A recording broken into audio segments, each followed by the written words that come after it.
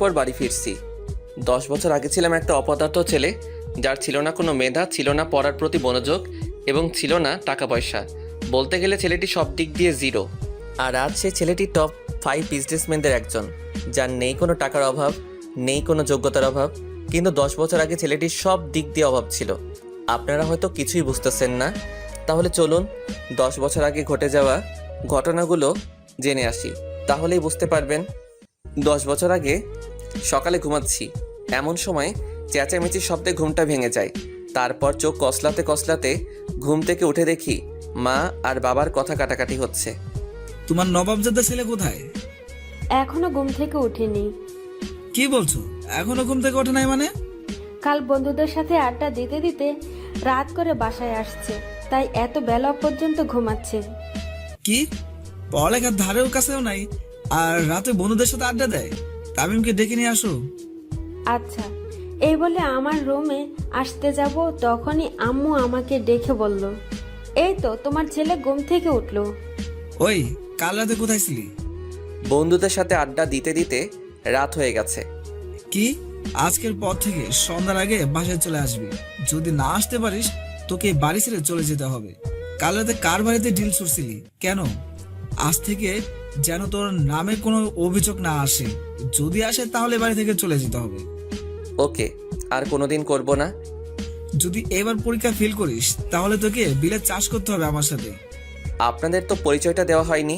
আমি তামিম, বাড়ির একমাত্র সন্তান, আর বাবা কৃষক, আর আমি ইন্টার ফাইনাল ইয়ারে পড়ি। এখন এতটুকুই, বাকিটুকু গল্পে জেনে নেবেন। আম্মু নাস্তা দাও, কলেজে যেতে হবে। তখন আব্বু বলল, কলেজে গিয়ে কি করবি? পড়ালেখা তো কিছুই করতে পারিস না। আব্বু আমাকে আরেকটা সুযোগ দেন। ঠিক আছে দিলাম, তবে শর্ত আছে একটা। আমি হ্যাঁ বোতক মাথা নাড়লাম।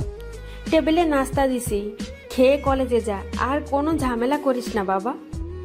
আম্মু তুমি কোনো চিন্তা করিও না, আজ থেকে আর কারোর সাথে ঝামেলা করব না। তারপর নাস্তা করে কলেজে চলে এলাম। তারপর কলেজে ঢুকতেই কে যেন কলার টান মারলো। আমি পিছনে ফিরেই ঠাস করে কষে একটা মেরে দিলাম। সাথে সাথেই তোর সাহস কি করে হয় আমাকে থাপ্পড় মারার?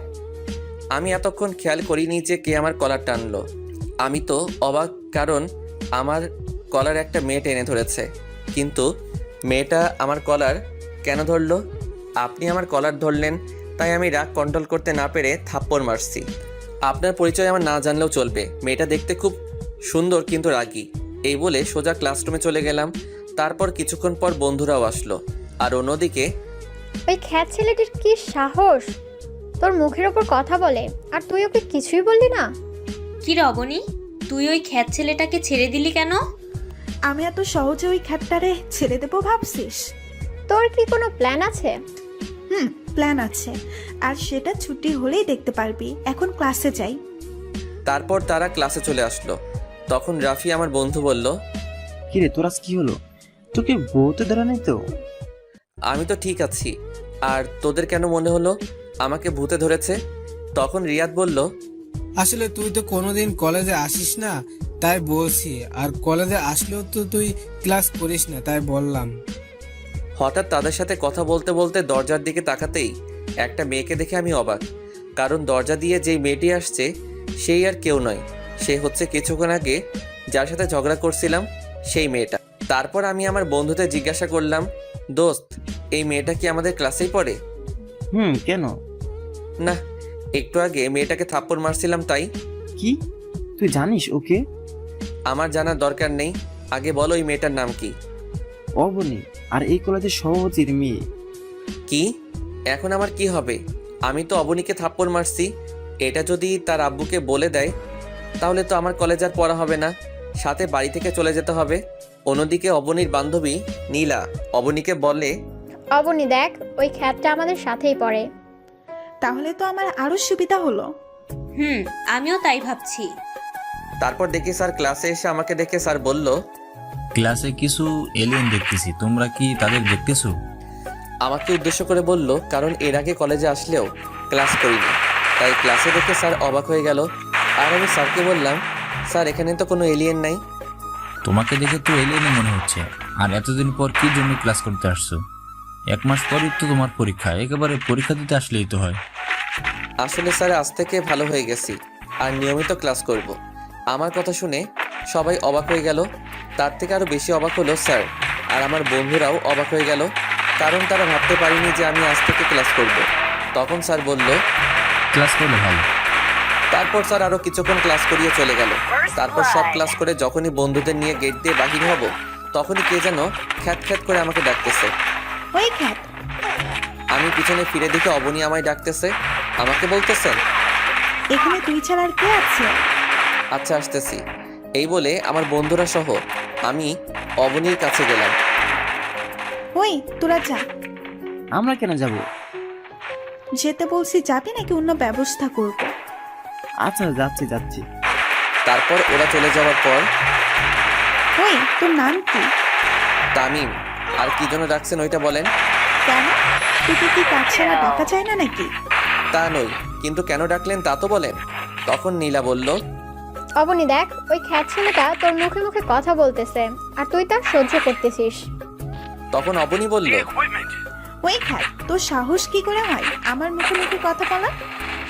এই বলে ঠাস। আপনারা ভাবছেন থাপ্পড়টা আমার গালে লাগছে? আপনারা ঠিকই ভাবছেন, থাপ্পড়টা আমার গালে লাগছে। আর ওর থাপ্পড়ের আওয়াজ শুনে যারা কলেজে ছিল সবাই আমার দিকে তাকিয়ে আছে, আর আমি গালে হাত দিয়ে দাঁড়িয়ে আছি। আমাকে মারলেন কেন? আবার আমার মুখে মুখে কথা বলতেছিস? সরি আপু। ঠাস, আবার থাপ্পড় মারলো। এই বড়লোক মেয়েগুলো গরিবদের ভাবেটা কি? আমরা গরিব বলে কি আমাদের কোনো প্রাণ নেই? আমাদের কি কোনো ফিলিংস নেই? আমরাও তো মানুষ। আপনি আবার আমায় মারলেন কেন? আজ থেকে আমায় ম্যাডাম বলে ডাকবি। কি বলে ডাকবি? ম্যাডাম বলে। এই তো, গুড বয়। আসো, কাল সকালে তাড়াতাড়ি আসবি। Okay madam. তারপর অবনীর কাছ থেকে বিদায় নিয়ে সোজা বাসায় চলে আসলাম। তারপর ফ্রেশ হয়ে আম্মুকে বললাম, আম্মু খুব খিদে পেয়েছে, খাবার দাও। আচ্ছা তুই টেবিলে বস, আমি খাবার দিচ্ছি। তারপর খাবার খেয়ে রুমে গিয়ে শুয়ে গেলাম। আর কলেজে ঘটে যাওয়া ঘটনাগুলো ভাবতেই কখন যে ঘুমিয়ে গেলাম নিজেও জানি না।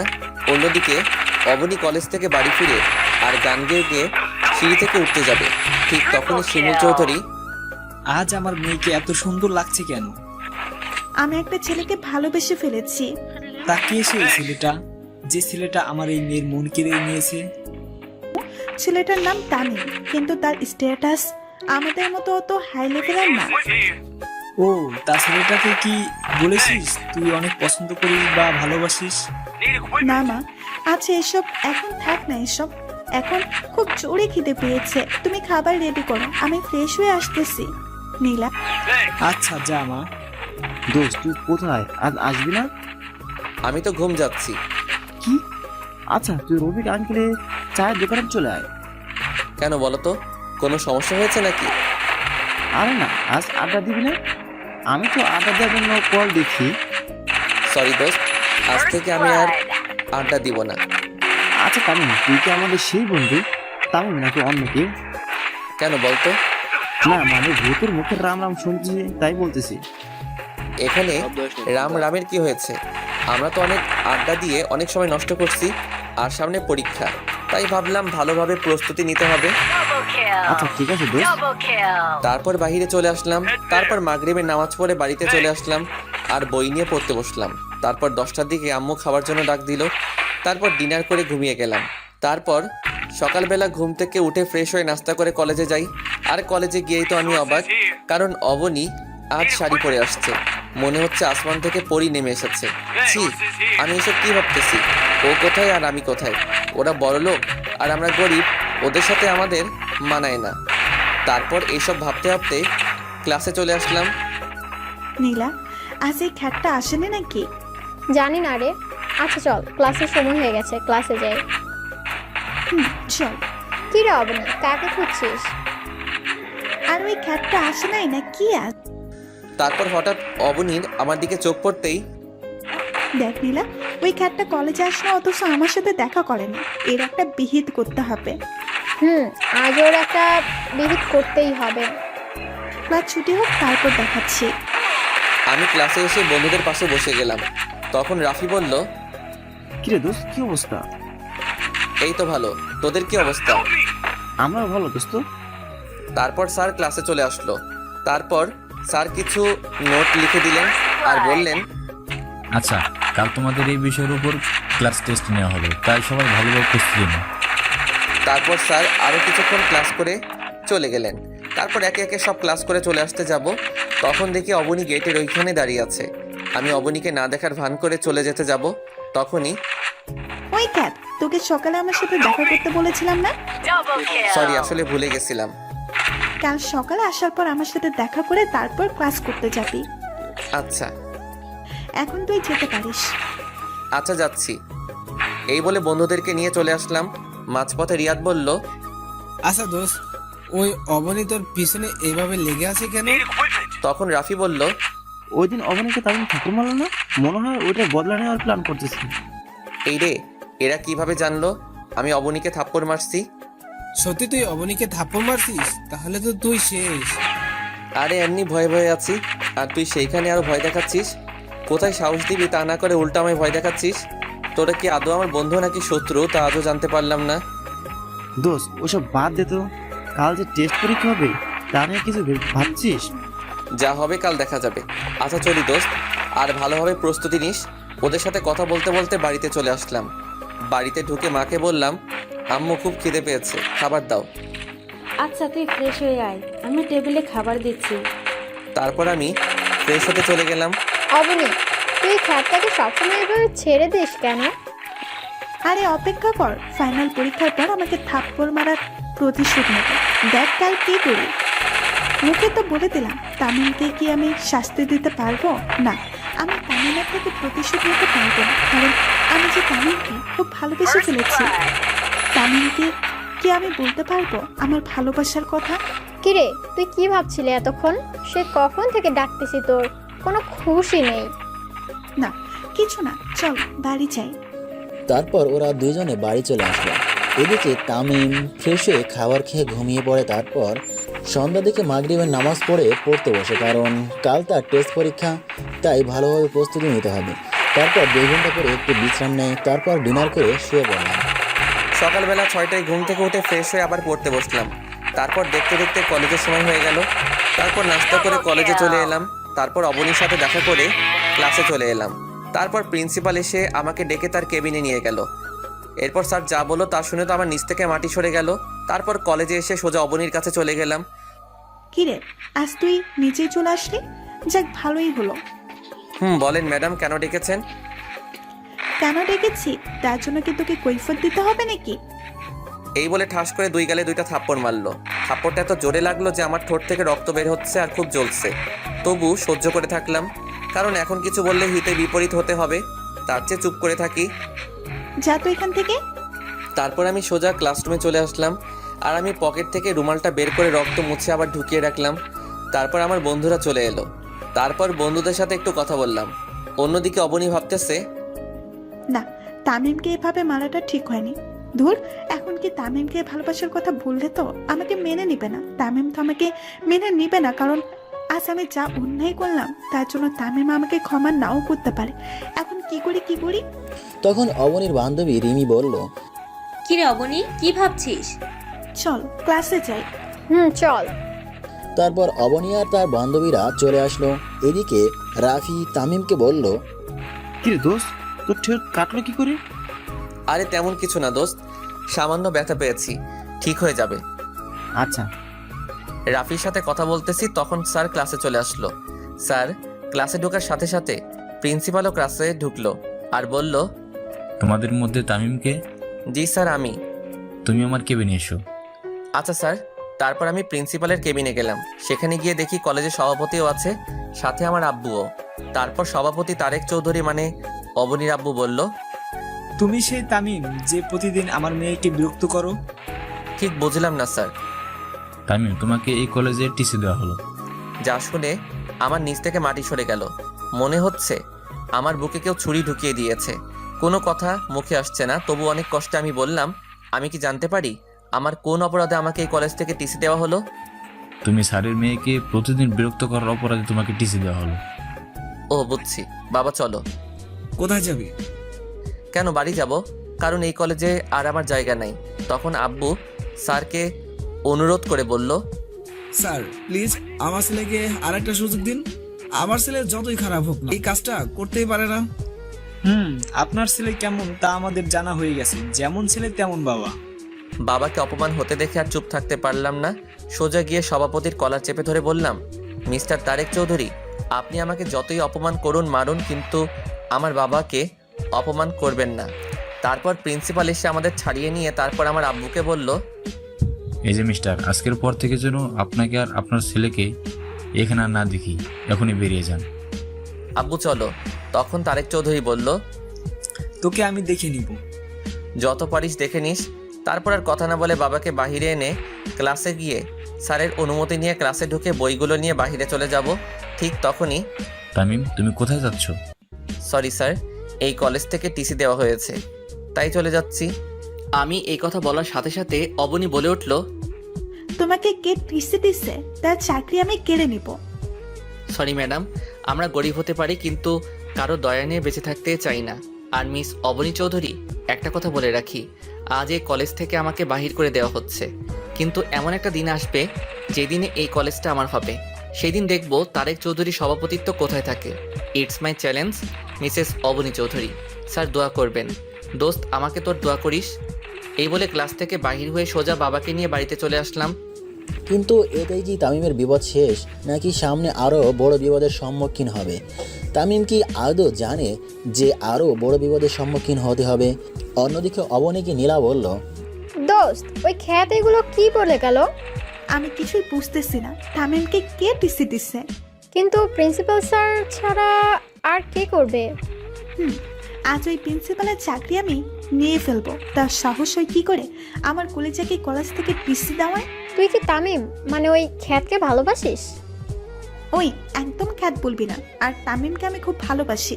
তামিমকে ছাড়া আমি বাঁচবো না। তুই ভেবে বলছিস তো? এখানে এত ভাবার কি আছে? আমি আমার তামিমকে আবার ফিরে পেতে চাই, তার জন্য আমি সবকিছু করতে রাজি। তারপর নীলা যা বলল সেটা শোনার জন্য হয়তো অবনী প্রস্তুত ছিল না।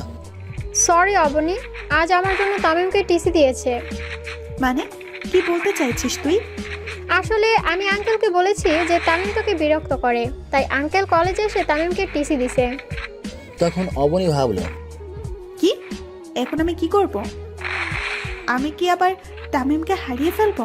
না, আমি তামিমকে হারাতে চাই, কিন্তু আমার বারবার কেন মনে হচ্ছে আমি হারিয়ে ফেলেছি। না, আজ যে করেই হোক তামিমের বাসায় যেতে হবে। কিন্তু আমি তো তামিমের বাড়ি চিনি না। তো কি হয়েছে? তামিমের বন্ধু রাফির থেকে জিজ্ঞেস করব। কি ভাবতেছিস? কিছু না। এই বলে ক্লাস থেকে বেরিয়ে সোজা বাড়ি চলে গেল। এদিকে তামিম আর তার বাবা বাড়ি পৌঁছে গেল। তারপর যা বাবা বলল, যা শুনে তামিমের মাথার উপর আকাশ পড়েছে এমন অবস্থা হয়ে গেল।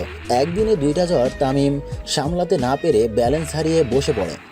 কারণ তামিমের বাবা তামিমকে বলল, তামিম যখন বাড়িতে ঢুকতে যাবে ঠিক সেই সময় আব্বু বলল, তুই কোথায় যাচ্ছিস?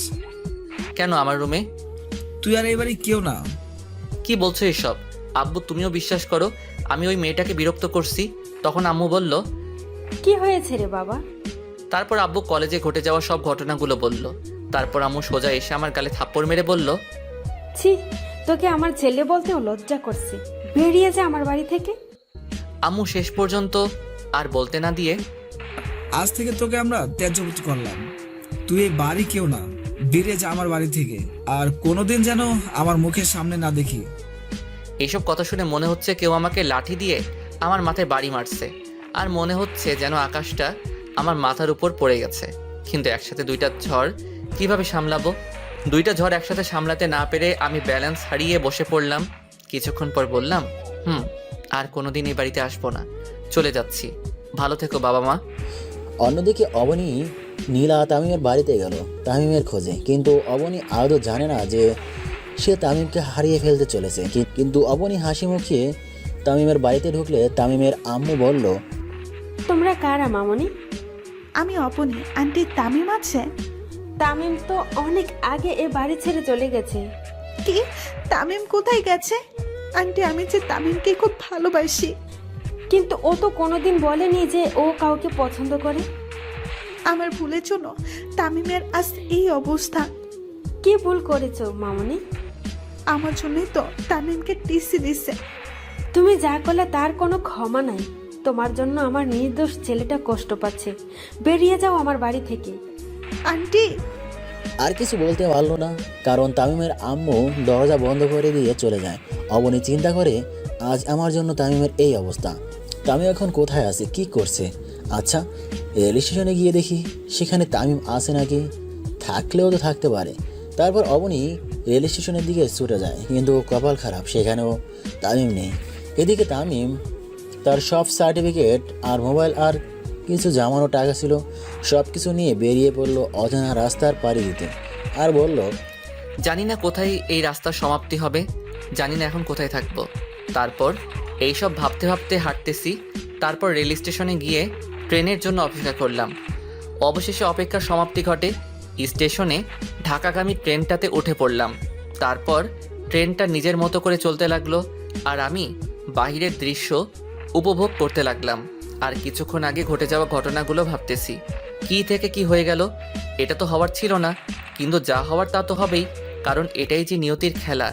নিয়তির খেলা হিসেবে আমাকে তো মেনে নিতেই হবে। এসব ভাবতেই নিজের অজান্তেই চোখে দিয়ে পানি চলে এলো। দেখতে দেখতে সন্ধ্যা হয়ে গেল। 8টার দিকে ট্রেনটা স্টেশনে থামলো। আমি স্টেশনে নেমে মোবাইল থেকে সিমটা খুলে ফেললাম আর নতুন সিম ঢুকিয়ে নিলাম। তারপর একটা দোকানে ঢুকে রাতের খাবারটা খেয়ে নিলাম। তারপর খাবার খেয়ে আবার আনমনে ফুটপাত দিয়ে হাঁটতেছি। রাতের অন্ধকারে জ্যোৎস্না চাঁদের আলোয় যেন রাস্তাটা যেন সৌন্দর্যের শোভা পেল। এইভাবে হাঁটতে হাঁটতে কিছু দূর গিয়ে মোবাইলটা হাতে নিয়ে দেখি 12টা বাজে, আর মোবাইলে দেখি 6% চার্জ আছে। তারপর আশেপাশে চেয়ে দেখি পুরো রাস্তা ফাঁকা, শুধু আমি একা রাস্তায় হাঁটতেছি আর জ্যোৎস্না রাতের সৌন্দর্য উপভোগ করতেছি। কিন্তু এই সৌন্দর্য যে এখন আর আমার ভালো লাগে না, কারণ আমি আমার প্রিয় দুটো জিনিস যে হারিয়ে ফেললাম। কিন্তু কি করব, এইসব নিয়ে চিন্তা করে লাভ নেই। এখন আমার ক্যারিয়ার নিয়ে ভাবতেছি। হঠাৎ দেখি কয়েকজন ছেলে একটা লোকের সাথে ধস্তাধস্তি করতেছে। আমি বাধা দিতেই ওরা আমার পেটে ছুরি ঢুকিয়ে দিয়েই পালিয়ে যায়। এরপর আর কিছু মনে নেই। তারপর যখন চোখ খুললাম তখন দেখি যেই মানুষটাকে বাঁচাতে গিয়ে আমি আঘাত পেয়েছি, সেই লোকটি আর একটা মেয়ে আমার পাশে বসে আছে। হয়তো তার মেয়ে হবে। লোকটি আমার চোখ খুলতে দেখে বলল, তোমার এখন কেমন লাগছে? ভালো, কিন্তু একটু ব্যথা করছে। আস্তে আস্তে ঠিক হয়ে যাবে। আচ্ছা, তোমার নাম কি? তামিম। আর আপনি কি আঙ্কেল? আমি আরিফ চৌধুরী, চৌধুরী গ্রুপ অফ ইন্ডাস্ট্রিজের মালিক। আর ইনিকে? তখন মেয়েটি বলল, আমি মাইশা চৌধুরী। আচ্ছা, তোমার বাবা মার নম্বরটা দাও। আর তুমি কোথায় থাকো? আমার তো কেউ নাই আঙ্কেল, আর আমি ঢাকায় কাল রাতে আসছি। কে বলেছে তোমার কেউ নেই? আজ থেকে তুমি আমাদের সাথেই থাকবে। না আঙ্কেল, আপনারা আমার জন্য অনেক করছেন। আপনাদের এই দিন আমি কোনোদিন শোধ করতে পারবো না। কিসের ঋণ? বাবার কাছে ছেলে ঋণ থাকে না। আজ থেকে তুমি আমাদের সাথেই থাকবে। না আঙ্কেল, এই আমাকে আর বলতে না দিয়ে আঙ্কেল বললেন, তোমার সাথে থাকবে ব্যাস, আমি আর কোনো কথা শুনতে চাই না। কিন্তু তখন মাইশা বলল, কোনো কিন্তু নয়, তুমি আমাদের সাথে থাকবে ব্যাস। ওনাদের জোরাজোরিতে আমি ওনাদের সাথে যেতে রাজি হলাম। তারপর আঙ্কেল ডাক্তারের কাছে গিয়ে বললেন, ডাক্তার, আমরা কি তামিমকে বাসায় নিয়ে যেতে পারবো? পারবেন, তবে ওনাকে কিছুদিন রেস্ট নিতে হবে। আচ্ছা ঠিক আছে ডাক্তার। তখন মাইশা আমাকে বলল, আচ্ছা, আপনার এখন কেমন লাগছে? আমার একটা হাত ধরে অনেকটাই ভালো। হাত ছাড়িয়ে নিলেন কেন? চুপ করে আছি। কি হলো, চুপ করে আছেন কেন? তখন হঠাৎ আঙ্কেল ঢুকলেন, আর মাইশা আঙ্কেলকে দেখে মাইশা বললেন, আব্বু, তামিমকে আমরা কবে বাসায় নিয়ে যেতে পারবো? আজই নিয়ে যেতে পারবো? সত্যি বাবা, আজই নিয়ে যেতে পারবো? সত্যি। কিন্তু বুঝলাম না এই মেয়েটার এত খুশি লাগছে কেন। এই মেয়েটার হাবভাব আমার ভালো ঠেকছে না। এসব ভাবছি তখনই আঙ্কেল বললেন, তাই তুমি রেডি হয়ে নাও। আমি পকেটে হাত দিয়ে দেখি মোবাইলটা নেই। তাই আমি আঙ্কেলকে বললাম, আঙ্কেল একটা কথা বলবো? বলো, অনুমতি নেওয়ার প্রয়োজন নেই। আমার মোবাইলটা। আর বলতে না দিয়ে এই নাও। আমি মোবাইলটা হাতে নিতেই অবাক হয়ে যাই, কারণ 100% চার্জ আছে। সাথে থেকে আমার মোবাইলের ওয়ালপেপারে মাইশার পিক, কিন্তু ওর পিক আমার মোবাইলে। ওর পিক দিল কেন? আমি মাইশার দিকে তাকাতেই দেখি মাইশা চুপি চুপি হাসতেছে, কিন্তু আমার মাথায় কিছুই ঢুকতেছে না। এই মেয়ের মতলবটা কি? আমি আর কিছু না ভেবে আঙ্কেলকে বললাম, আঙ্কেল আমি রেডি। বলে উঠতেই পেটের ব্যথায় পড়ে যেতেই মাইশা আমাকে ধরে ফেললো। তখন আঙ্কেল বলল, মাইশা, ওকে নিয়ে গাড়িতে অপেক্ষা কর, আমি বিডমিটে আসছি। ওকে আব্বু। তারপর মাইশা আমাকে ধরে নিচে নেমে এলেন আর গাড়িতে বসালেন। কিছুক্ষণ পর আঙ্কেল চলে এলো। আঙ্কেল গাড়িতে উঠে ড্রাইভারকে বললেন, ড্রাইভার গাড়ি চালাও। ড্রাইভার গাড়ি স্টার্ট দিয়ে আপন মনে চালাতে লাগলেন। কিছুতে যাওয়ার পর গাড়ি একটা বাড়ির সামনে থামলো আর মাইশা আমাকে ধরে বাড়ির ভিতর নিয়ে গেল। তারপর একটা রুমে নিয়ে গিয়ে বসালো। তারপর মাইশা বাহিরে চলে গেল আর আমি খাটে বসে এদিক ওদিক চোখ বোলাতে লাগলাম। রুমটা খুব সুন্দর করে গোছানো আর চারিদিকে মাইশার ছবি লাগানো। তার মানে এটা মাইশার রুম, কিন্তু মাইশা আমাকে ওর রুমে আনলো কেন? এইসব ভাবতেছি, হঠাৎ মাথা ব্যথা করছে, তাই শুয়ে পড়লাম আর বাবা মায়ের কথা ভাবতেছি। হঠাৎ খেয়াল করলাম চোখ থেকে পানি ঝরছে। বাবা মায়ের কথা ভাবতে ভাবতে কখন যে ঘুমিয়ে পড়লাম নিজেও জানি না। তারপর যখন ঘুম থেকে উঠলাম তখন অনুভব করলাম কেউ আমার মাথায় হাত বুলিয়ে দিচ্ছে। আমি চোখ খুলতেই দেখি মাইশা আমার মাথায় হাত বুলিয়ে দিচ্ছে। আমি চোখ খুলতে দেখে মাইশা হাত সরিয়ে বলল, ও ঘুম থেকে উঠেছেন, যান গিয়ে ফ্রেশ হয়ে আসে, কিছু খেতে হবে, নাহলে ওষুধ খাবেন কিভাবে? আমি অসহায় দৃষ্টিতে তাকিয়ে আছি, কারণ আমি হাঁটতে চাইলে পড়ে যাব, কারণ আমার পেটে ব্যথা হবে। আমার তাকিয়ে থাকা দেখে মাইশা বলল, আপনি তো ভালোভাবে হাঁটতেও পারবেন না। তারপর মাইশা আমাকে ধরে ওয়াশরুমে নিয়ে গেলেন। আমাকে ফ্রেশ করে এনে আমাকে বিছানায় বসালেন। তারপর আবার মাইশা রুমের বাইরে চলে গেলেন। কিছুক্ষণ পর কিছু খাবার এনে আমার পাশে বসলো। মাইশা খাবারগুলো বেড়ে আমাকে খাইয়ে দিতে চাইলেন। আমি বাধা দিতে চাইলে আমার বাধা না মেনে আমাকে খাইয়ে দিতে লাগলেন। খাওয়া শেষে ওষুধ খাওয়াই দিয়ে আবার চলে গেলেন। এইভাবে কিছুদিন পার হয়ে গেল। এখন আমি অনেকটাই সুস্থ। এই কয়দিনে মাইশা আমার অনেক কেয়ার করেছে। অন্যদিকে অবনী তামিমের দেখা না পেয়ে দরজা বন্ধ করে কান্না করতে থাকে আর বলতে থাকে, তামিম, তুমি কোথায় হারিয়ে গেলে? পাওয়ার আগে তোমাকে হারিয়ে ফেললাম। জানি না কোনোদিন তোমার দেখা পাবো কিনা, তবু আমার দৃঢ় বিশ্বাস তুমি আবার আমার কাছে ফিরে আসবে। কিন্তু কবে ফিরে আসবে তুমি? এইসব ভাবতেছে তখনই অবনীর মা দরজায় কড়া নেড়ে বলল, মা আর কতদিন এইভাবে থাকবি? এখন কিছু খেয়ে নি, সকাল থেকে কিছু খাসনি। মা তুমি যাও তো, আমার খিদে নেই। তা বললে তো হবে না, আজ একটু খেয়ে নে মা। তুই না খেলে কি তামিম তোর কাছে ফিরে আসবে? মা আমি এখন কি করব? আমি যে তামিমকে খুব ভালোবেসে ফেলেছি। তোর ভালোবাসা যদি সত্যি হয় তাহলে তামিম আবার তোর কাছে ফিরে আসবে। তাই যেন হয় মা। দোয়া করি যেন তামিম আবার তোর কাছে ফিরে আসে। এই খাবারটা খেয়ে নি। অবনী দরজাটা খুলে দেয় আর খাবারগুলো খেয়ে ঘুমিয়ে পড়ে। হঠাৎ অবনী স্বপ্ন দেখে। অবনীর মন খারাপ, তাই অবনী বাড়ি থেকে হাঁটতে হাঁটতে পার্কের দিকে যেতে থাকে। কিছুক্ষণ হাঁটার পর পার্কে পৌঁছে যায়, কিন্তু পার্কে যখন ঢোকে তখন অবনী দেখতে পায় একটা ছেলে আর একটা মেয়ে কাঁধে মাথা রেখে কথা বলছে। অবনী আর একটু এগিয়ে গিয়ে আরও ভালো করে লক্ষ্য করে দেখে ছেলেটাকে সেই চেনে। ছেলেটি আর কেউ না, ছেলেটি হলো তামিম। কিন্তু অবনী পাশে থাকা মেয়েটিকে চিনতে পারেনি। তাই অবনী তামিমের কাছে যখন যায় তখন তামিম আর মেয়েটি চলে যেতে থাকে। কিছুক্ষণ যাওয়ার পর দেখে তামিম আর মেয়েটি উধাও হয়ে যায়। অবনী না বলে চিৎকার দিয়ে ওঠে, যার কারণে শিমুল চৌধুরীর ঘুমও ভেঙে যায়। অবনী চিৎকার করায় শিমুল চৌধুরী বলল, কি হয়েছে মা, চিৎকার করলি কেন? মা তামিম আমাকে ছেড়ে চলে গেছে। তুই খারাপ স্বপ্ন দেখছিস হয়তো। আচ্ছা এখন ঘুমিয়ে পড়। ওকে মা। অবনী তামিমের কথা ভাবতে ঘুমিয়ে পড়ে। এদিকে ফ্রেশ হতেই বাইরে বের হতেই মাইশা রুমে আসলো আর তামিমকে বলল, চলো ডিনার করতে। আপনি যান, আমি আসতেছি। মাইশা চলে গেল। আমিও কিছুক্ষণ পর নিচে এলাম। নিচে এসে চেয়ারে বসলাম। তারপর মাইশা প্লেটে খাবার বেড়ে দিল। আমি খেতে লাগলাম। খাওয়ার মাঝখানে আঙ্কেল বলে উঠল, তোমার এখন কেমন লাগছে? আঙ্কেল পুরোপুরি ভালো। তুমি কোন ইয়ারে পড়ো? ইন্টারের ফাইনাল ইয়ারের পরীক্ষা দিব, কিন্তু দিতে পারিনি। কাল তোমাকে মাইশার কলেজে ভর্তি করে দিল। আচ্ছা ঠিক আছে আঙ্কেল। তোমার সার্টিফিকেটগুলো আছে তোমার সাথে? আছে। মাইশা তাহলে কাল তামিমকে নিয়ে ভর্তি করে দিস। ওকে বাবা। না, তার দরকার হবে না, আমি নিজেই ভর্তি হয়ে নিব। আচ্ছা তোমার যে ভালো মনে হয়। আচ্ছা আরেকটা কথা ছিল। কি কথা আঙ্কেল বলেন? এরপর আঙ্কেল যা বললেন তা শুনে তো আমি অবাক। কাল থেকে তুমি ক্লাস করে আমার সাথে অবশ্যই নেবে। এটা শোনার পর আমি অবাক হয়ে গেলাম। আঙ্কেল এটা কি বললো? আমাকে চিনে না অথচ আমাকে বিশ্বাস করে তার কোম্পানির দায়িত্ব নিতে বলছেন, কিন্তু আমি তো এই দায়িত্বটা নিতে পারবো না। আঙ্কেল এসে কি বলেন? আমার পক্ষে সম্ভব না আঙ্কেল। কেন সম্ভব না? কারণ আপনার কোম্পানি সামলানোর মতো যোগ্যতা আমার নাই। কাল থেকে তুমি আমার সাথে অফিস সামলাবে। কিন্তু আর বলতে না দিয়ে আঙ্কেল বলল, কোনো কিন্তু না, তুমি অফিস সামলাবে মানে সামলাবে, আমি আর কোনো কিছুই শুনতে চাই না। কিন্তু আঙ্কেল, আপনি আমাকে চিনেন না, জানেন না, অথচ আমাকে আপনার কোম্পানি সামলানোর দায়িত্ব দিচ্ছেন কেন? কারণ আমি জানি তুমি কোনোদিন আমার সাথে বিশ্বাসঘাতকতা করবে না, এটা আমার বিশ্বাস। আপনি আমাকে এতটা বিশ্বাস করেন? আচ্ছা, আমি যদি কোনোদিন আপনার সাথে ভুলে বিশ্বাসঘাতকতা করে ফেলি, আল্লাহ না করুক, তখন কি আমার ক্ষমা হবে? যদি তা ক্ষমার অযোগ্য হয়? চাই তুমি কোনোদিন আমার সাথে বিশ্বাসঘাতকতা করবে না, আর করলেও নিজের ছেলেকে শাস্তি দেবো, তারপর আবার আপন করে নেব। আঙ্কেল বলল, আমার নিজের অজান্তে চোখ দিয়ে পানি ঝরতেছে। মাইশা তা খেয়াল করতে পেরে বলল, কি হলো, তুমি কাঁদছো কেন?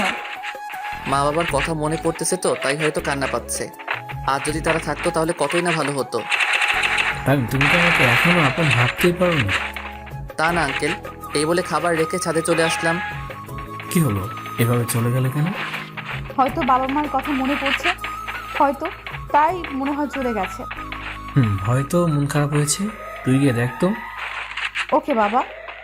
এই বলে মাইশা খাবার শেষ করে আমার রুমে এসে দেখে আমি নাই। তারপর ছাদে চলে আসে, আর আমি কাঁদতে কাঁদতে বললাম, বাবা তুমি আমাকে ভুল বুঝলে। তোমরা দুনিয়াতে থাকা সত্ত্বেও তোমাদের সাথে কথা বলতে পারছি না তোমাদের সাথে দেখা করতে। কেন বাবা, আমার তো কোনো দোষ ছিল না, তবু কেন বাবা মা তোমরা আমায় ভুল বুঝলে? এইসব ভাবতেছি আর চোখ দিয়ে পানি ঝরতেছে। হঠাৎ কেউ আমার কাঁধে হাত রাখলো। আমি তাড়াতাড়ি চোখের পানি মুছে পিছন ফিরে দেখি মাইশা দাঁড়িয়ে আছে। আমি মাইশাকে দেখে বললাম, ম্যাডাম আপনি এখানে? আসতে হলো, আর আমাকে একদম ম্যাডাম ডাকবে না। আপনারা কোথায় আর আমি কোথায়? আপনাকে ম্যাডাম না ডেকে আর কি ডাকবো? আমাকে তুমি নাম ধরেই ডাকবে। ম্যাডাম কি করছেন? তামিম, একটা কথা বলবো? বলেন, কিন্তু আর একটু দূরে যান। আচ্ছা যাচ্ছি। তারপর মাইশা আমার থেকে এক হাত দূরে সরে দাঁড়ালো। এইবার বলেন, কি বলবেন আপনি? তোমার কোনো গার্লফ্রেন্ড আছে? কি যে বলেন, আমার মতো একটা খ্যাত ছেলেকে কি কেউ ভালোবাসতে পারে? এছাড়া আমার আর একটা কথা বাকি আছে, কিন্তু তোমাকে কিভাবে যে বলি, তুমি রাগ করবে না তো? রাগ করার মতো কথা হলে অবশ্যই রাগ করব। I love you Tamim. হসপিটালে তোমাকে প্রথম দেখাতেই ভালো লেগে যায়। এই প্রথম আমি কাউকে আমার ভালোবাসার কথা জানালাম। তুমি কি আমাকে তোমার সব দুঃখ কষ্টের ভাগিদার হতে দেবে? প্লিজ, তুমি আমায় ফিরিয়ে দিও না। এই মেয়ে বলে কি আমিও তোকে পছন্দ করি, কিন্তু আমার পক্ষে যে মাইশাকে ভালোবাসা পসিবল না। আপনার মাথা ঠিক আছে তো ম্যাডাম? কেন আমার মাথা ঠিক থাকবে না কেন? আমার মনে হচ্ছে আপনার মাথা ঠিক নাই। কেন ঠিক নাই? আপনি ঠিক থাকলে আমাকে ভালোবাসার মতো বোকামি করতেন না। কেন, তোমাকে ভালোবাসা কি বোকামি নাকি? তা নয়তো কি, আমি কোথায় আর আপনি কোথায়? আমি একজন সাধারণ ছেলে, আর তার চেয়ে বড় কথা হলো আমি আঙ্কেলের মনে কষ্ট দিতে পারবো না, তাই আমার পক্ষে তোমাকে ভালোবাসা সম্ভব না। আমি এত কিছু শুনতে চাই না, তুমি আমাকে ভালোবাসবে কিনা বলো। তুমি যদি আমাকে আর একবার ভালোবাসার কথা বলো তাহলে আমি এখান থেকে চলে যেতে বাধ্য হব। আমার কথা শুনে মাইশা ভয় পেয়ে যায়, তাই মাইশা কিছুক্ষণ ভাবার পর বলল, না, তুমি আমাকে না ভালোবাসো, তবু এই বাড়ি থেকে চলে যেও না প্লিজ। ওকে, যাব না। আচ্ছা, তুমি আমাকে না ভালোবাসো, কিন্তু আমরা ফ্রেন্ড তো হতে পারি। ওকে ডান, বাট অনলি ফ্রেন্ড, আর কিছু না, মনে থাকে যেন। ফ্রেন্ড। আমরা যেহেতু ফ্রেন্ড, তাহলে আমরা তুমি করে বলতে পারি তো? ওকে, সমস্যা নাই ম্যাডাম। আবার madam? Sorry Maisha. It's okay, এরপর আর হলে কোনো ক্ষমা নাই। ওকে মহারানী। রাত তো অনেক হলো, চলো এবার গিয়ে ঘুমিয়ে পড়ো। ওকে, তুমিও যাও। এই বলে আমি ছাদ থেকে নেমে আমার রুমে চলে গেলাম, কিন্তু মাইশা ছাদ থেকে নিচে নেমে সোজা তার বাবার রুমে যায়, আর বাবাকে বলল, বাবা আসবো?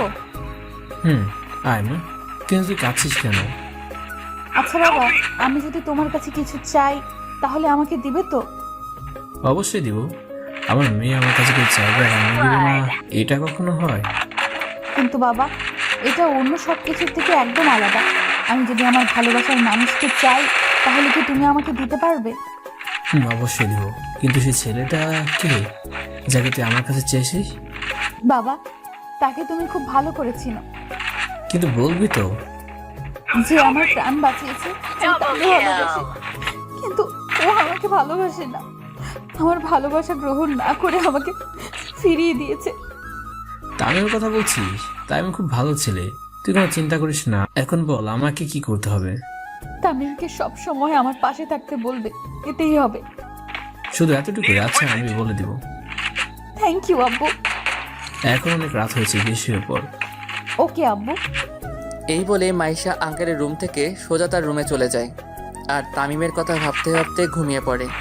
আমি রুমে গিয়ে মোবাইলে অ্যালার্ম দিয়ে শুয়ে পড়লাম। কিছুক্ষণের মধ্যেই ঘুমিয়ে গেলাম।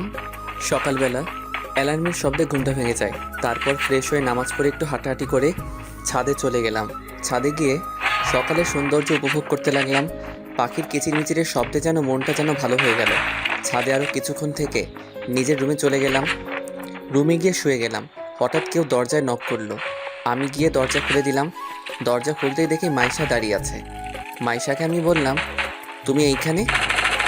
তুমি উঠছো নাকি দেখতে আসলাম। আমি তো অনেক আগে উঠেছি।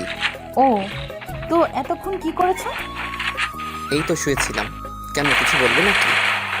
নাস্তা করতে হবে, কলেজে যাবে না? এত তাড়াতাড়ি? কলেজে গিয়ে কি করব? আর আমি তো ভর্তি হইনি। কয়টা বাজে দেখছো? কয়টা বাজে? 9:30 বাজে। এক্ষুনি নাস্তা করে কলেজে যেতে হবে। ওকে, তুমি যাও, আমি আসতেছি। আচ্ছা তাড়াতাড়ি আসো, আমরা তোমার জন্য অপেক্ষা করতেছি। এই বলে মাইশা চলে গেল। আমিও রেডি হয়ে নিচে নেমে এলাম। তারপর চেয়ারে গিয়ে বসে পড়লাম। নাস্তা করা শেষে আঙ্কেল বলল যে, তাই তোমাকে একটা কথা বলার ছিল। জি আঙ্কেল বলুন। এতে পারমিশন নেওয়ার কি আছে? বুঝলাম তুমি মাসের সাথে সবসময় হাঁটতে পারবো।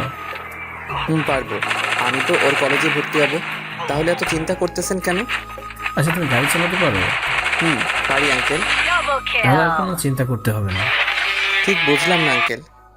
তো মাইশার সাথে একসাথে কলেজ যাবে, আর কলেজ ছুটি হলে মাইশাকে বাড়িতে ড্রপ করে অফিসে আসতে পারবে। আর এই নাও কার্ড, অফিস চলে আসো। পারবো আঙ্কেল, আপনি চিন্তা করবেন না। আচ্ছা তুমি এখন তোমার সকল কাগজপত্র নিয়ে কলেজে গিয়ে ভর্তি হতে যাও, আর আমি প্রিন্সিপাল স্যারকে বলে দিব। Okay uncle. এই বলে রুমে গিয়ে সব কাগজপত্র নিয়ে নিচে চলে এলাম। আর মাইশাকে বললাম, মাইশা চল। দাঁড়াও, আমি এক্ষুনি আসতেছি। আচ্ছা যাও, আমি গাড়িতে অপেক্ষা করতেছি। এই বলে আমি গাড়ি বাহির করতে গেলাম। গাড়ি বাহির করে গাড়িতে বসে মাইশার জন্য অপেক্ষা করতেছি, কিন্তু ওনার আসার কোনো খবর নাই। কিছুক্ষণ অপেক্ষা করার পর দেখি মাইশা একটা নীল শাড়ি পরছে, সাথে ম্যাচিং করে নীল চুড়ি আর ঠোঁটে হালকা গোলাপি রঙের লিপস্টিক। সব মিলিয়ে মাইশাকে একদম নীল পরীর মতো লাগতেছে। আমি তো দ্বিতীয়বারের মতো ক্রাশ খেলাম। ওর থেকে চোখই ফেরাতে পারছি না, কিন্তু আমি ওর প্রতি দুর্বল হলে চলবে না, এইসব ভাবতেছি আর মাইশার দিকে তাকিয়ে আছি। এই যে কি দেখছো এইভাবে? এই কি হলো, কথা বলতেছো না কেন? কি কি কি এইভাবে কি দেখতেছো? কই কিছু না তো। শাড়িতে আমায় কেমন লাগছে? এই প্রথম পরলাম। একদম পেতনির মতো লাগতেছে। কি, আমি পেতনি? আচ্ছা এইসব কথা থাক, কলেজে যাওয়া যাক। চলো। তারপর গাড়ি ড্রাইভ করে কলেজে চলে আসলাম। আমি মাইশাকে ক্লাসরুমে চলে যেতে বলে সোজা প্রিন্সিপালের রুমে চলে গেলাম আর বললাম, স্যার আসতে পারি? Yes, coming. আমি রুমে ঢুকলাম আর প্রিন্সিপাল স্যার বলল, কি জন্য আসছো? ভর্তি হতে আসছি স্যার। কোন বর্ষে? ফাইনাল ইয়ারে। কি, আর 1 মাস পর তোমাদের পরীক্ষা আর তুমি এখন ভর্তি হতে আসছো? আগের কলেজ থেকে টিসি দিছে, তাই পড়তে পারিনি। তোমার কাগজপত্রগুলো দাও। আমি কাগজগুলো স্যারকে দিলাম। স্যার কিছুক্ষণ দেখে আমাকে বললেন, তোমাকে তাহলে রফিক পাঠাইছে? জি স্যার। আচ্ছা একটা কথা বলো তো, তোমাকে আগের কলেজ থেকে কেন টিসি দিছে? স্যার, কলেজে ঘটে যাওয়া সকল ঘটনা বললাম। সভাপতির গা হাত তুলছে কেন? কারণ উনি আমার বাবার নামে গালি দিছে, তাই। যদি এই কলেজে এরকম করো তাহলে তোমার পড়ালেখা বন্ধ হয়ে যাবে। স্যার, এই ভুল দ্বিতীয়বার আর হবে না। তোমাকে কলেজে ভর্তি করাতে পারি, তবে একটা শর্ত আছে। কি শর্ত স্যার? আমি আপনার সকল শর্তে রাজি স্যার। তুমি কলেজে কোনো রকম মারামারি ঝগড়া করতে পারবে না। যে কোনো অবস্থা দিয়ে তুমি ঝগড়া করবে না। যদি করো তাহলে তোমাকে এই কলেজ থেকে টিসি দেওয়া হবে, এবং যাতে অন্য কলেজে না ভর্তি হতে পারো সেই ব্যবস্থা করা হবে। ওকে স্যার, আমার দ্বারা এই কলেজে কোনো ঝগড়া হবে না। ওকে, এখন ক্লাসে যাও আর ভালোভাবে লেখাপড়া করো। আর 1 মাস পর তোমাদের ফাইনাল পরীক্ষা। স্যার, আমি তো ফাইনাল ইয়ারের রুম চিনি না। এখান থেকে বাহির হয়ে নিচে নেমে অপর বিল্ডিংয়ের 2য় তলায় তোমাদের ক্লাসরুম। ধন্যবাদ স্যার। এই বলে প্রিন্সিপাল স্যারের রুম থেকে বাহির হয়ে সোজা ক্লাসে চলে গেলাম। ক্লাসে গিয়ে দেখি স্যার ক্লাস করাচ্ছেন। আমি স্যারকে বললাম, may I coming sir? Yes coming. তোমার নাম কি? তামিম, কলেজে নতুন আসছি।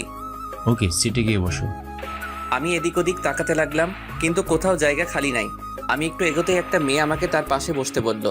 আমি আর কোনো উপায় না পেয়ে তার পাশে বসলাম। স্যার কিছু নোট লিখে দিছেন, সেইগুলো তুলে নিলাম। স্যার ক্লাস করিয়ে চলে গেলেন। স্যার ক্লাস করিয়ে চলে গেলে আমার পাশে থাকা মেয়েটি বলল, হাই, আমি সুমাইয়া। আপনি? জি আমি তামিম। আচ্ছা, আমরা কি ফ্রেন্ড হতে পারি? সরি না। এরই মধ্যে স্যার ক্লাসে চলে আসলো, তবু এই মেয়ের বকবকানি বন্ধ হচ্ছে না। কেন? নিজেকে কি মনে করেন একটা মেয়ে নিজ থেকে আপনাকে ফ্রেন্ড হওয়ার অফার করতেছেন বলে কি সেলিব্রিটি হয়ে গেছেন নাকি? আচ্ছা ফ্রেন্ড, এখন একটু চুপ থাকুন, স্যার ক্লাস করাচ্ছে, দেখতেছেন না নাকি? ওকে, চুপ থাকলাম। আচ্ছা, আমরা যখন ফ্রেন্ড, তো তুমি করে বলা যায় না? যা ইচ্ছা বলেন, তবু কথা একটু কম বলেন। ওকে, আর কথা বলবো না। একে একে সব ক্লাস করে বাইরে এসে গাড়ির পাশে মাইশার জন্য অপেক্ষা করতেছি, কিন্তু এখনো আসতেছে না কেন? কিছুক্ষণ পর দেখি সুমাইয়া আর মাইশা একসাথে বাহির হচ্ছে। তারপর মাইশা এসে বলল, সুমাইয়াও আছে, এই মেয়েটা এখানে কেন? চলো তামিম, একটা রেস্টুরেন্টে যাই। রেস্টুরেন্টে কেন? আমার খুব খিদা লাগছে। এত কথা না বলে তাড়াতাড়ি গাড়িতে উঠে রেস্টুরেন্টে চলো। Okay madam. এই সুমাইয়া, গাড়িতে ওঠ। উনি যাবেন নাকি? কেন, তোমার কোনো সমস্যা নাকি? না, আমার কেন সমস্যা হবে? এই মেয়েটা তো মেয়ে না, যেন একটা রাক্ষসী, কথা শুরু করলে আর বন্ধ হয় না। কি বলছো বিড়বিড় করে?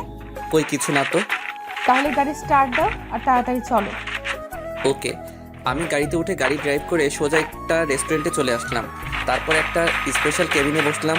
তখন সুমাইয়াকে মাইশা বলল, কি খাবি, অর্ডার দে। তুই অর্ডার দে না। তাই তুমি কি খাবে? তোমরা যা খাবে আমিও তা খাবো। ওকে, ঠিক আছে, আমি অর্ডার দিচ্ছি। দে। ওয়েটার, ওয়েটার, একটু এদিকে এসো। জি ম্যাম, বলুন কি খাবেন? এই খাবারগুলো নিয়ে আসো। Okay madam. ওয়েটার খাবার আনতে চলে গেল। মাইশা খাবার আনতে আনতে আমি একটু মুখটা ধুয়ে আসি। ওকে, যাও। আমি মুখ ধুতে চলে আসলাম।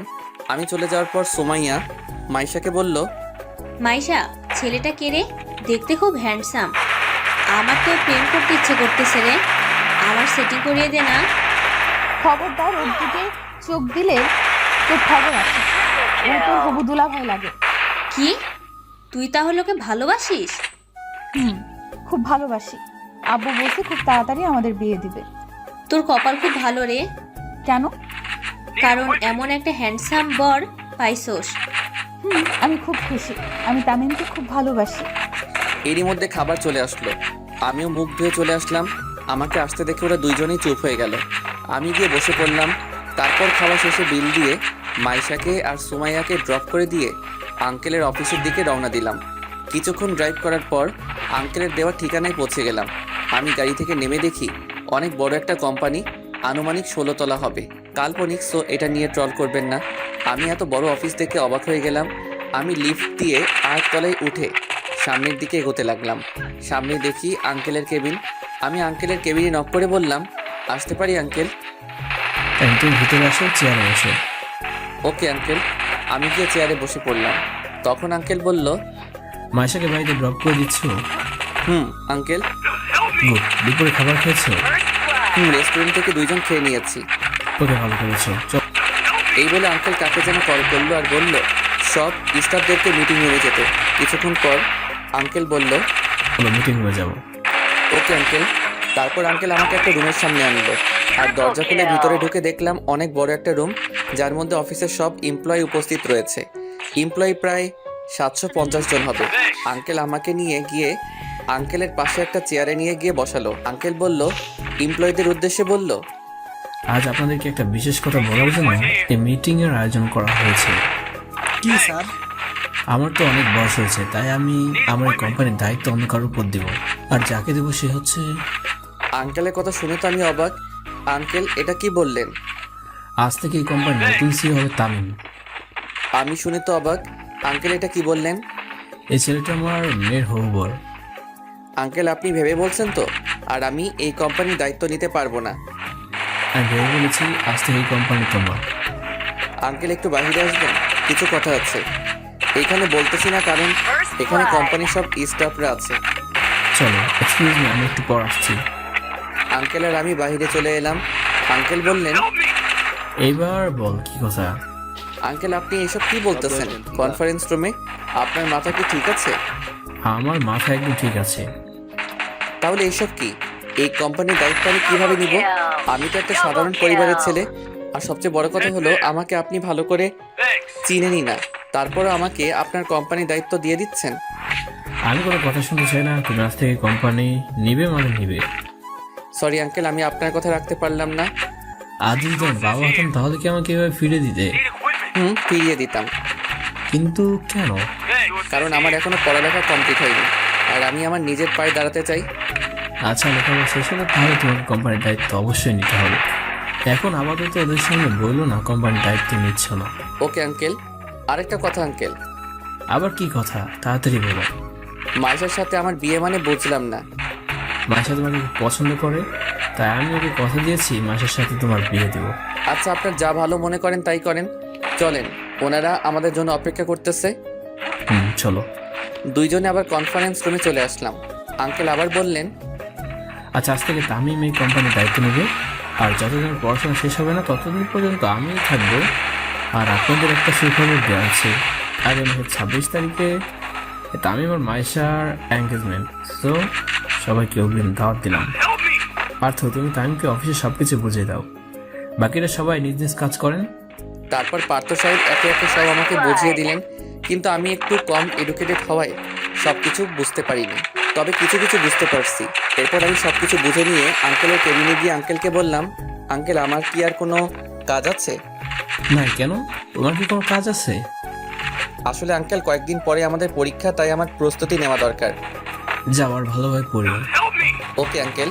এই বলে আমি অফিস থেকে বাহির হয়ে সোজা গাড়ি নিয়ে বাড়িতে চলে আসলাম। বাড়িতে এসে গাড়ি পার্ক করে সোজা রুমে চলে গেলাম। আর রুমে গিয়ে দেখি মাইশা আমার খাটে ঘুমিয়ে আছে। ঘুমন্ত অবস্থায় ওকে একদম পরীর মতো লাগতেছে। মন চাচ্ছে গিয়ে একটা কিস দিয়ে আসি, কিন্তু মনকে সান্ত্বনা দেওয়ার জন্য বলতেছি, না তামিম, তোর জন্য এত শান্তি নাই রে, তাই তুই মাইশা থেকে দূরে থাক, এতেই তোর ভালো হবে। আমি আর কিছু না ভেবেই সোজা ফ্রেশ হতে গেলাম। ফ্রেশ হয়ে বাহির হয়ে দেখি মাইশা বসে আছে।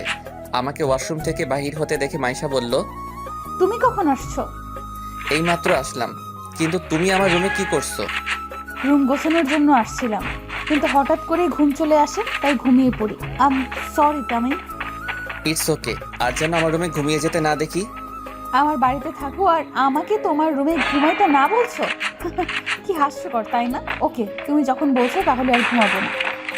তাই তো আমি তার বাড়িতে থাকি, অথচ আমি তাকেই বলছি আমার রুমে না আসতে। সত্যি হাস্যকর ব্যাপার। না আসতে পারবে, কোনো সমস্যা নাই, কারণ এটা তো তোমার বাড়ি। আচ্ছা, তুমি অফিস থেকে চলে আসছো কেন? সামনে তো আমাদের পরীক্ষা, প্রস্তুতি নিতে হবে, তো তাই চলে আসলাম। ও ভালো, আমারও অনেক অধ্যায় বাকি রয়ে গেছে। চলো দুজনে একসাথে শেয়ার করে দিই। ওকে, কি করব?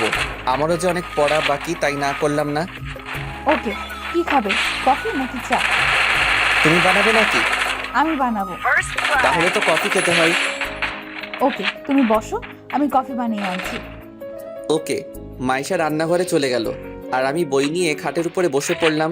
কিছুক্ষণ পর মাইশা কফি নিয়ে আসলো। দুইজনে কফি খেতে আড্ডা দিলাম। কফি খাওয়া শেষ হলে দুইজনে বই নিয়ে পড়তে বসি। কিছুক্ষণ পরে মোবাইলটা নিয়ে ছাদে চলে আসলাম। তারপর পুরনো সিমটা অ্যাক্টিভেট করে রাফিকে কল দেই। কয়েকবার রিং হওয়ার পর কলটা রিসিভ হলো। হ্যালো রাফি। কি ভাই আপনি?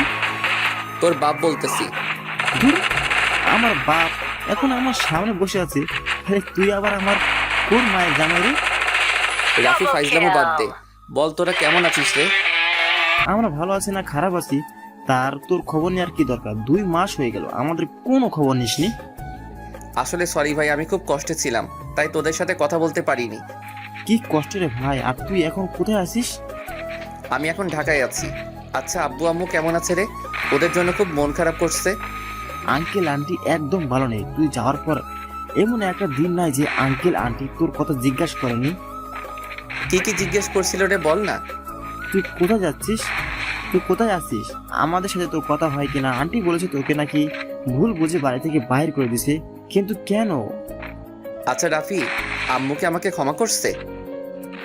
আন্টি তো আমাদের সাথে কথা হলেই বলে রাফি তোমরা আমার ছেলের সাথে কথা হলে বলবা বাড়ি ফিরে আসতে। আমরা তাকে ক্ষমা করে দিছি। সত্যি?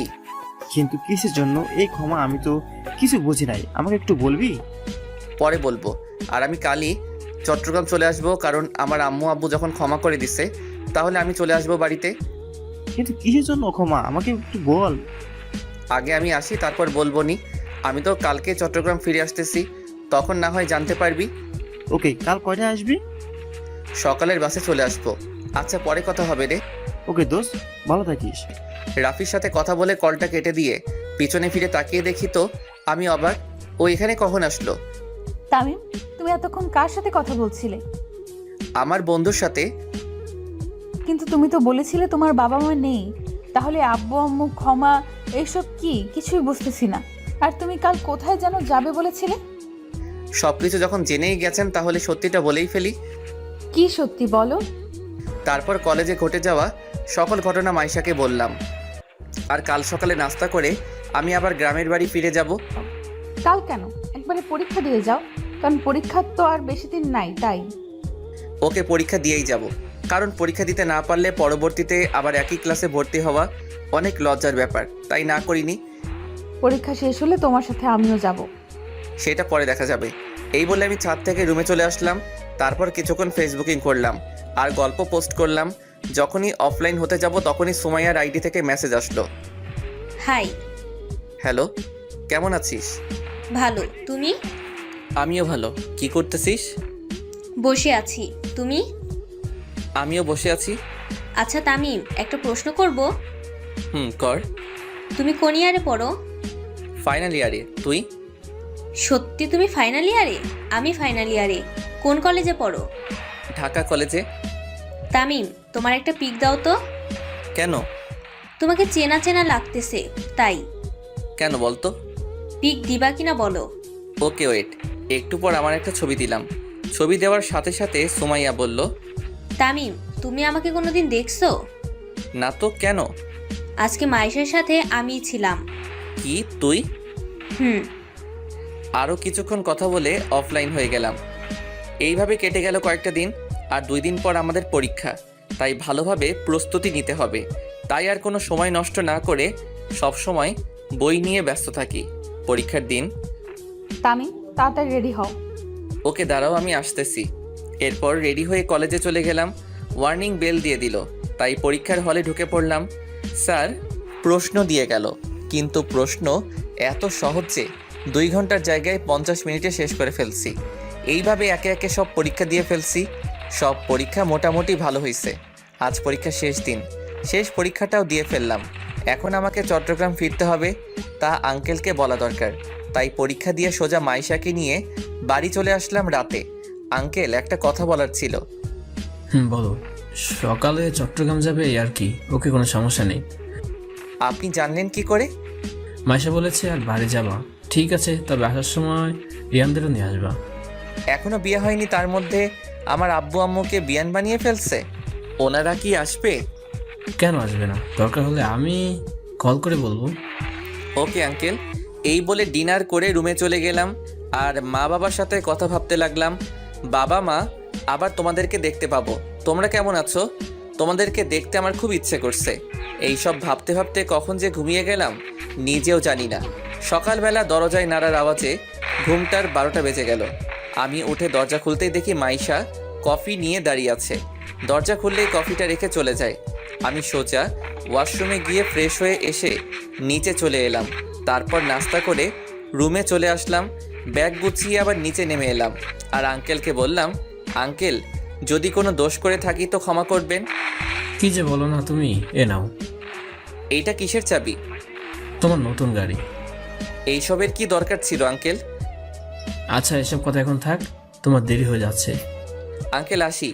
মাইশা আসি, যদি বেঁচে থাকি তো তাহলে আবার আসবো আঙ্কেল। এই বলে গাড়ি নিয়ে গেট দিয়ে বের হয়ে যখনই মেইন রোডে উঠতে যাব ঠিক তখনই ট্রাকের সাথে আমার গাড়ির অ্যাক্সিডেন্ট হয়ে যায়। কি ভাবছেন গল্প শেষ হয়ে গেল? তাহলে ভুল ভাবছেন, কারণ গল্পের সিজন 2 আসতে চলেছে। সো সবাই সিজন 2 এর জন্য অপেক্ষা করুন আর আমাদের চ্যানেলটি সাবস্ক্রাইব করে রাখুন। ধন্যবাদ।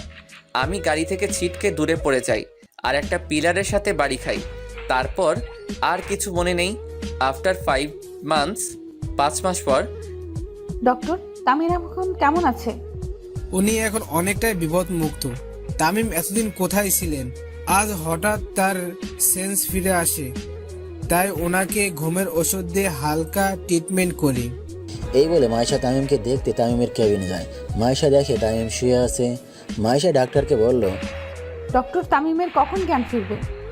1 ঘন্টা পরে তামিমের জ্ঞান ফিরবে, তার চেয়ে বেশিও লাগতে পারে। কিন্তু তামিমের জ্ঞান ফেরার পর ওনাকে কোনো প্রশ্ন করবেন না, কারণ এতে পেশেন্টের ক্ষতি হতে পারে। ওকে ডাক্তার। আপনি তাহলে এখানে বসেন। ডাক্তার চলে গেল আর মাইশা তামিমের মাথায় হাত বুলিয়ে দিচ্ছে আর তামিমের দিকে তাকিয়ে আছে আর বলতেছে, তামিম তুমি কি জানো না আমি তোমাকে কতটা ভালোবাসি? জানো তোমার যদি কিছু হয়ে যায় তাহলে আমি কি নিয়ে বাঁচবো? তামিম তোমাকে যে খুব বেশি ভালোবেসে ফেলেছি, তোমাকে ছাড়া যে আমি এক মুহূর্তও থাকতে পারি না। এইভাবে কিছুক্ষণ থাকার পর মাইশার চোখে ঘুম আসছে। তাই মাইশা ঘড়ির দিকে তাকিয়ে দেখে বিকেল 3টা বাজে। মাইশা তামিমের হাতের উপর মাথা দিয়ে শুয়ে পড়ে। হঠাৎ কারো হাত নড়াচড়ার কারণে মাইশার ঘুম ভেঙে যায়। মাইশা চোখ খুলে দেখে তামিমের হুঁশ ফিরেছে আর তামিম বলতেছে, আমি এখন কোথায়? আমাকে তুমি বলে কেন ডাকতেছেন? তোমার নাম তামিম, তাই তোমাকে তামিম বলে ডাকতেছি। আমাকে তামিম বলে কেন ডাকতেছেন? আমার নাম তামিম, কিন্তু আপনাকে তো আমি চিনি না। আপনি কে আর আমি বা কে? মাইশা তামিমের এই ব্যবহার মেনে নিতে না পেরে ডাক্তারকে ডাক দিল। ডাক্তার ডাক্তার ডাক্তার তামিমের কেবিনে ছুটে আসে। কি হয়েছে ম্যাম? তামিম আমাকে চিনতে পারছে না কেন? নিশ্চয়। কি হলো ডাক্তার, কিছু বলছেন না কেন? যেটা ভেবেছিলাম সেটাই হয়েছে। কি ডক্টর, তামিমের কি হয়েছে? আসলে মাথায় খুব আঘাত লাগায় ওনার স্মৃতি হারিয়ে গেছে। ডাক্তারের কথা শুনে ইতি চমকে যায়। আসলে ওই দিন যখন অ্যাক্সিডেন্ট করি তখন ট্রাকের ধাক্কায় আমি গাড়ি থেকে বাহিরে পড়ে একটা পিলারের সাথে আমার মাথায় আঘাত লাগে। এরপর অ্যাক্সিডেন্টের কিছু সময় পর যখন মাইশা তাদের বাড়ির বাগানে যেতে লাগলো তখন দেখতে পেল তাদের বাড়ির সামনে কিছু লোক জড়ো হয়ে আছে। তাই মাইশা ওইখানে গিয়ে দেখে তামিমের অ্যাক্সিডেন্ট হয়েছে। আমার অ্যাক্সিডেন্ট হয়েছে দেখে মাইশা তার আব্বুকে তাড়াতাড়ি ডাকতে চায়। আঙ্কেল মাইশাকে হাঁপাতে দেখে বলল, কিরে মা, তুই এভাবে হাঁপাচ্ছিস কেন? বাবা তামিমের অ্যাক্সিডেন্ট হয়েছে। কি বলছিস? চল চলুন 5 মাস আগে হয়ে যাওয়া ঘটনা শুনে আসি। এই বলে আঙ্কেল আর মাইশা অ্যাক্সিডেন্ট প্লেস চলে আসে আর তামিমকে গাড়িতে তুলে হসপিটালে নিয়ে যায়। কিন্তু ডাক্তাররা তামিমকে ওটিতে নেওয়ার 1 ঘন্টা পর তামিমের ট্রিটমেন্ট করে যখন কিছু হচ্ছে না দেখে ডাক্তাররা জবাব দিল, সরি মিস্টার রফিক, ওনাকে ইমিডিয়েটলি সিঙ্গাপুর হসপিটালে নিয়ে যেতে না পারলে তামিমকে বাঁচানো সম্ভব না। কিন্তু এত তাড়াতাড়ি ফ্লাইট কোথায় পাবো? আমরা জানি না, আপনাকে দ্রুত পেশেন্টকে সিঙ্গাপুর নিয়ে যেতে হবে। ওকে ডাক্তার, তাহলে আমি টাইমকে একটা অ্যাম্বুলেন্সে শিফট করে দেন, আর এখন টাইমকে সিঙ্গাপুরে নিয়ে চলে যাব। কিন্তু এত তাড়াতাড়ি কিভাবে যাব? ফ্লাইট রেডি হতে হতে তো 1 দিন লাগবে। আমাদের প্রাইভেট প্লেন করে চলে যাব। ওকে আব্বু। ডাক্তার টাইম অ্যাম্বুলেন্সকে শিফট করে দেন। ওকে। কিছুক্ষণ পর তামিমকে অ্যাম্বুলেন্সে শিফট করা হলো। তারপর অ্যাম্বুলেন্স নিয়ে এয়ারপোর্টের দিকে রওনা দিল আর মাইশা তামিমের হাত ধরে কাঁদতে কাঁদতে বলল, তামিম তুমি এইভাবে আমার সাথে কথা না বলে থাকতে পারবে না। তামিম কথা বলো প্লিজ, তামিম কথা বলো। তামিম তোমার এই অবহেলা যে আমি সহ্য করতে পারি না। মাইশার এই অবস্থা দেখে আঙ্কেল বললেন, কাঁদিস না, দেখ সব ঠিক হয়ে যাবে। নিজের মেয়ের অবস্থা দেখে বাবার সান্ত্বনা দেওয়া ছাড়া আর কি করার আছে, তাই সান্ত্বনা দিচ্ছেন। আর কী বা করবেন। দেখতে দেখতে অ্যাম্বুলেন্স এয়ারপোর্টে পৌঁছে গেল। এরপর তামিমকে অ্যাম্বুলেন্স থেকে প্লেনে শিফট করা হলো। প্লেন স্টার্ট করলো। রাত 9টার দিকে প্লেনটি সিঙ্গাপুরের এয়ারপোর্টে ল্যান্ড করলো। এরপর তামিমকে নিয়ে হাসপাতালে ভর্তি করায়। তামিমকে ওটিতে নেওয়া হয়। কিছুক্ষণ পর ডাক্তার বেরিয়ে আসলো। ডাক্তারকে বেরিয়ে আসতে দেখে আঙ্কেল আর মাইশা ডাক্তারের কাছে গিয়ে ডাক্তারকে বলে, ডক্টর তামিমের কি অবস্থা? ডাক্তার নিশ্চুপ। কি হলো, চুপ কেন ডাক্তার? আমরা অপারেশন সাকসেসফুল করেছি, কিন্তু কি ডাক্তার? আপনাদের পেশেন্টের কোমায় চলে গেছে। তামিমের কি জ্ঞান ফিরবে না কখনো? ফিরবে, কিন্তু কবে ফিরবে তামিমের জ্ঞান? আমরা ঠিক বলতে পারবো না, তবে হয়তো একদিন ফিরতেও পারে, আবার 1 মাসও ফিরতে পারে, আবার তার থেকে বেশিও লাগতে পারে। কি, আমরা কি তামিমকে দেখতে পারবো না? এখন তো দেখা যাবে না। মাইশা ডাক্তারের কথা না শুনে তামিমকে দেখতে ওটির দিকে যায় আর দরজার ওপাশ থেকে দেখে আর কান্না করতে থাকে। এইবার বাস্তবে ফিরে আসি। আমরা কি তামিমকে দেখতে পারবো না? এখন তো দেখা যাবে না। মাইশা ডাক্তারের কথা না শুনে তামিমকে দেখতে ওটির দিকে যায় আর দরজার ওপাশ থেকে দেখে আর কান্না করতে থাকে। এইবার বাস্তবে ফিরে আসি। ডাক্তার, তামিমের কি কখনো স্মৃতি ফিরে আসবে না? ফিরে আসবে, কিন্তু সময় লাগবে। কয়দিন লাগবে ডক্টর? হয়তো 1 মাস বা তার চেয়ে বেশি সময় লাগতে পারে। আমরা কি তামিমকে বাড়িতে নিয়ে যেতে পারি? না, কারণ উনি এখনো পুরোপুরি সুস্থ না। ওকে, কিন্তু কবে বাড়িতে নিয়ে যেতে পারবো? 2-1 দিন পর নিয়ে যেতে পারবেন, যদি সর্বোচ্চ নিরাপত্তা দিতে পারেন। ওকে ডক্টর। এতক্ষণ পর্যন্ত আমি ডাক্তার আর এই মেয়ের কথা শুনতেছি, কিন্তু আমি কে, কী বা আমার পরিচয়? এই মেয়েটা আমার নাম তামিম কেন বলতেছে? তাহলে কি আমার নাম তামিম? কিন্তু এই মেয়েটি বা কে? না, আমি আর এসব ভাবতে পারছি না। মাথাটা কেমন জানি ব্যথা করতেছে। আস্তে আস্তে আমার চোখ বন্ধ হয়ে আছে, তারপর আবার ঘুমিয়ে পড়লাম। ডাক্তারের সাথে কথা বলে আঙ্কেলকে কল দেই, কিন্তু প্রথমবারে কল ধরেনি, দ্বিতীয়বারে কল ধরলো। তখন মাইশা বলল, আব্বু, তুমি কোথায়? তোর জন্য খাবার আনতে হোটেলে আসছি। ওকে, আসতেছি। এই বলে আঙ্কেল কিছু খাবার নিয়ে হাসপাতালে চলে আসে আর মাইশার কাছে গিয়ে বলে, কি হয়েছে? মাইশার বাবা বলে কান্না করে দিল। কি হলো, কাঁদছিস কেন? তামিমের কেবিনে চলো। চল আগে খাবারগুলো খেয়ে নে। খাবো না আমি। এরকম করে না, দেখ তুই কিছু না খাস তাহলে তুই তো রোগা হয়ে যাবি, তখন তামিমকে কে দেখবে? এরপর মাইশা নাস্তাগুলো খেয়ে নেয়। নাস্তা খেয়ে আঙ্কেল আর মাইশা আমার কেবিনে আসে। কেবিনের দরজা বন্ধ হওয়ার শব্দে ঘুমটা ভেঙে যায়। আমি চোখ খুলে দেখি একটা মেয়ে আর একটা লোক, মাইশা আর আঙ্কেল। যেহেতু আমার স্মৃতি হারিয়ে গেছে, তাই আমি মাইশা আর আঙ্কেলের ক্যারেক্টারটা লোকটি আর মেয়েটি করলাম। আমার কেবিনে আসছে, আমি ওদেরকে দেখে বললাম, আপনারা কারা?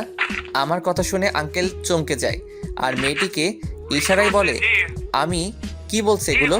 তারপর মেয়েটি মানে মাইশা যা বলল তা শুনে আঙ্কেল চমকে যায়। আমার কথা শুনে আঙ্কেল চমকে যায় আর মাইশাকে ইশারায় বলে, আমি কি বলছি এগুলো? তারপর মাইশা যা বলল তা শুনে আমি আর আঙ্কেল চমকে যাই, কারণ মাইশা বলল যে, বাবা, তামিম স্মৃতি হারিয়ে ফেলেছে। কি বলছিস এসব? বাবা, তামিমের স্মৃতি হারিয়ে ফেলেছে। আচ্ছা, আপনারা কি আমাকে চিনেন? হ্যাঁ, চিনি তো। আমি কে? আমার নাম কি বলুন না প্লিজ। তুমি আমার তামিম, আর আমি তোমার হবু বউ মাইশা, আর ইনি হলেন আমার বাবা রফিক চৌধুরী। আমার না খুব মাথায় খুব ব্যথা করছে। আপনারা যদি বাইরে যেতেন তাহলে আমি ঘুমিয়ে যেতে পারবো। কেন নই, তুমি ঘুমিয়ে যাও, আমরা বাইরে আছি। এই বলে মাইশা আর আঙ্কেল বাহিরে চলে গেলেন আর আমি শুয়ে পড়লাম। মাইশা আর আঙ্কেল বাহির হয়ে সোজা একটা টুলে বসে পড়লেন আর মাইশাকে বললেন, তামিম কি কখনো স্মৃতি ফিরে আসবে না? ডক্টর তো বলেছিল আবার স্মৃতি ফিরে আসবে। কিন্তু কবে ফিরে আসবে? 2-1 মাসের মধ্যে আবার স্মৃতি ফিরে আসবে। তাই জন্য সকালবেলা বুকের মধ্যে ভারী কিছু অনুভব করতেছি। আমি চোখ খুলে দেখি মাইশা আমার বুকে মাথা দিয়ে শুয়ে আছে। আমি মাথাটা নাড়াতেই মাইশা জেগে উঠল আর আমাকে বলল, এখন কেমন লাগছে তোমার? অনেকটাই ভালো। আমি ফ্রেশ হব। তারপর ইতি আমাকে ফ্রেশ করিয়ে আবার কেবিনে নিয়ে আসলো। এরপর ইতি বাহিরে গিয়ে কিছু নাস্তা নিয়ে আসলো আর আমাকে খাইয়ে দিল, আর নাস্তা খাইয়ে আবার ওষুধও খাইয়ে দিল। এভাবে কেটে গেল 2টা দিন। এখন আমি অনেকটাই সুস্থ, হাঁটতে পারি পুরোপুরি, কিন্তু এখনও আমার স্মৃতি ফিরে আসেনি। আমি সুস্থ দেখে মাইশা আঙ্কেলকে বলল, বাবা, তামিম এখন অনেকটাই সুস্থ। ডাক্তারকে বলে রিলিজের ব্যবস্থা করো, আর আমরা আজকেই বাংলাদেশে যাব। ওকে, আমি এখন ডাক্তার কাছে যাচ্ছি। এই বলে আঙ্কেল চলে গেল। একটু পর আঙ্কেল আবার আসলো আর বলল, তামিমকে রেডি কর, আর আমরা এখনই এয়ারপোর্টে যাব। ওকে বাবা। এরপর মাইশা আমাকে একটা কালো শার্ট আর কালো প্যান্ট দিয়ে বলল এগুলো পরতে। মাইশা বাহিরে চলে গেল আর আমিও শার্ট আর প্যান্টটা পরে বাহিরে আসলাম। তারপর সবাই মিলে গাড়ি করে এয়ারপোর্টে চলে আসলাম। এরপর আঙ্কেলের প্রাইভেট প্লেনে করে বাংলাদেশের উদ্দেশ্যে রওনা দিলাম। বিকাল 4টার দিকে প্লেনটি ঢাকা শাহজালাল আন্তর্জাতিক এয়ারপোর্টে ল্যান্ড করলো। এরপর আমরা 3 জনে এয়ারপোর্ট থেকে বাহির হয়ে গাড়ির জন্য অপেক্ষা করতে লাগলাম। একটু পরে একটা গাড়ি আসলো। আমরা তিনজনে গাড়িটাতে উঠে মাইশাদের বাড়ির দিকে রওনা দিলাম। কিছুক্ষণ ড্রাইভ করার পর আমরা আঙ্কেলের বাড়িতে পৌঁছে গেলাম। আমি গাড়ি থেকে নামতেই দেখি একটা বড় দালান আর তার চারপাশে ফুলের বাগান, খুব সুন্দর করে সাজানো। এরপর আমরা ভিতরে ঢুকে দেখি বাড়িটা খুব সুন্দর করে সাজানো। তখন আঙ্কেল মাইশাকে বলল, মাইশা ওকে রুমটা দেখিয়ে দে। ওকে বাবা চলো। এরপর মাইশা আমাকে নিয়ে একটা রুমের সামনে আনলো আর রুমের দরজা খুলে দিয়ে আমাকে বলল, এইটা তোমার রুম, যাও গিয়ে ফ্রেশ হয়ে নিচে এসো। ওকে। এই বলে রুমের ভিতরে ঢুকে চারিদিকে চোখ বোলাতে লাগলাম, কিন্তু রুমটা আমার খুব চেনা চেনা লাগছে। এর আগে রুমটা দেখেছি মনে হচ্ছে, তাহলে কি এর আগেও আমি এই রুমে ছিলাম? বলে মাথায় হাত দিয়ে খাটে শুয়ে পড়লাম। মাথাটা প্রচণ্ড ব্যথা করছে, তাই শুয়ে পড়লাম। যখন ঘুম ভাঙে তখন ঘড়ির দিকে তাকিয়ে দেখি 9টা বাজে, তাই তাড়াতাড়ি ফ্রেশ হয়ে সোজা নিচে চলে আসলাম। আমাকে নিচে নামতে দেখে আঙ্কেল বলল, তুমি এখন পুরোপুরি সুস্থ তো? হ্যাঁ আঙ্কেল। তাহলে কাল থেকে আবার আমার সাথে অফিস করবে এবং ভার্সিটিতে ভর্তি হবে। কিন্তু ভার্সিটিতে ভর্তি হতে হলে তো সার্টিফিকেট লাগে, কিন্তু আমার সার্টিফিকেটগুলো কোথায় তা তো আমি জানি না। তখন মাইশা বলল, সার্টিফিকেটের জন্য তোমার চিন্তা করতে হবে না, ওইগুলো তোমার রুমে আছে। ওকে, কিন্তু আমি কি আপনার সাথে অফিসে বসতে পারবো? তখন আঙ্কেল বলল, কেন পারবে না? আমি তো এইসব কিছুই জানি না। তুমি চিন্তা করো না, আস্তে আস্তে সব শিখে নেবে। Okay uncle. অনেক কথা হয়েছে, এখন ডিনার করে নাও। ডিনার করে নাও। ওকে। এরপর ডিনার করে রুমে চলে এলাম। রুমে এসে ওষুধ খেয়ে বেলকনিতে দাঁড়িয়ে ভাবতে লাগলাম, কে এরা, কে এই মাইশা? আমি কি তাদেরকে চিনতাম? কিন্তু মাইশা তো বলল আমি তাকে ভালোবাসি। এটা কি সত্যি নাকি মিথ্যা? আমার বাবা মা কারা? কোথায় থাকে ওনারা? কি আমার পরিচয়? আমার নাম তামিম, এই ছাড়া কি আরও পরিচয় আছে আমার? আবার মাথা ব্যথা শুরু হয়ে গেল, তাই শুয়ে পড়লাম। কিন্তু এই আমি কাকে দেখতে পাচ্ছি? কে এই বয়স্ক মহিলা যাকে আমি ভাবনায় দেখতে, কিন্তু ওই মহিলা আদর করে দেওয়া ছেলেটা তো আমি, কিন্তু কে এই মহিলা? আর আমার পাশে থাকা লোকটি বা কে? কিন্তু ওনাদেরকে তো আমি কোথাও দেখেছি মনে হচ্ছে। কোথায় দেখেছি? হঠাৎ ঘুমটা ভেঙে গেল। তাহলে কি আমি এতক্ষণ স্বপ্ন দেখছিলাম? কিন্তু এই মহিলা আর লোকটি বা কে? আমি কি ওনাদেরকে চিনি? আমার মনে হচ্ছে ওনারা আমার খুব কাছের কেউ, কিন্তু কে হতে পারে? ধুর, বাদ দে এসব, এখন ঘুমিয়ে যাই। সকালে 8টার দিকে ঘুমটা ভেঙে গেল। ঘুম থেকে উঠে ফ্রেশ হয়ে সোজা নিচে চলে এলাম। এরপর আঙ্কেল বললেন, তাই এখন কেমন লাগছে তোমার? অনেকটাই ভালো। চেয়ারে বসে নাস্তা করে নাও। Okay uncle. চেয়ারে বসে নাস্তা করতে লাগলাম। এমন সময় মাইশা বলল, তামিম, তোমার সার্টিফিকেট পাইছো? পাইছি, কিন্তু আঙ্কেল আপনাকে একটা কথা বলার ছিল। বলো কি কথা? আমার আম্মু আব্বু কোথায়? ওনারা কি নেই? আমি তো জানি না। কেন? কারণ তুমি আমাদেরকে বলোনি তাই। আমি বলিনি মানে বুঝি নাই আঙ্কেল। আঙ্কেল ওই দিন রাতের ঘটনা বলে। ও নাস্তা খাওয়া শেষ করে রেডি হয়ে আসো। কেন? ভার্সিটিতে যেতে হবে আর আমাদের ভর্তি হতে হবে। এমনিতেই অনেক দিন দেরি হয়ে গেছে। ওকে, কিন্তু আপনাকে যেতে হবে না, আমি একাই ভর্তি হতে পারবো। আমি অন্য ভার্সিটিতে ভর্তি হব। কেন? আমার সাথে গেলে সমস্যা কি? কোনো সমস্যা নাই। তাহলে আমার সাথে পড়তে অসুবিধা কোথায়? আমার অন্য ভার্সিটিতে পড়তে চাই, তাই আপনার সাথে আপনার ভার্সিটিতে পড়তে চাই না। কিন্তু তখন আঙ্কেল বলল, আচ্ছা মা, বাদ দে তো, তামিম যখন চাইবে তখন ওকে ওর মতো চলতে দে। কিন্তু বাবা।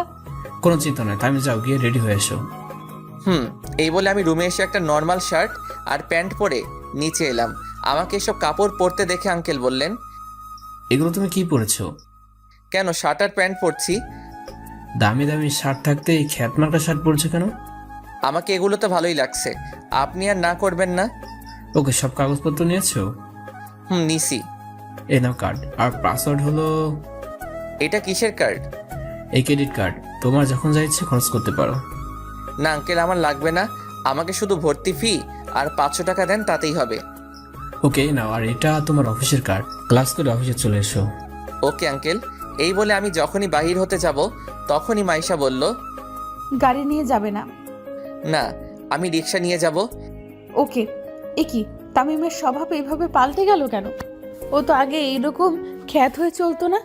তাহলে কি স্মৃতিশক্তি যাওয়ার সাথে তামিমের নিজস্ব পার্সোনালিটি চেঞ্জ হয়ে গেছে। আমাকে যেইভাবেই হোক তামিমের স্মৃতি আবার ফিরিয়ে আনতে হবেই। এই বলে বাসা থেকে বাহির হয়ে রিক্সার জন্য অপেক্ষা করতে লাগলাম। অনেকক্ষণ দাঁড়িয়ে থাকার পর একটা রিক্সা পেলাম। এরপর রিক্সা নিয়ে ভার্সিটির দিকে রওনা দিলাম।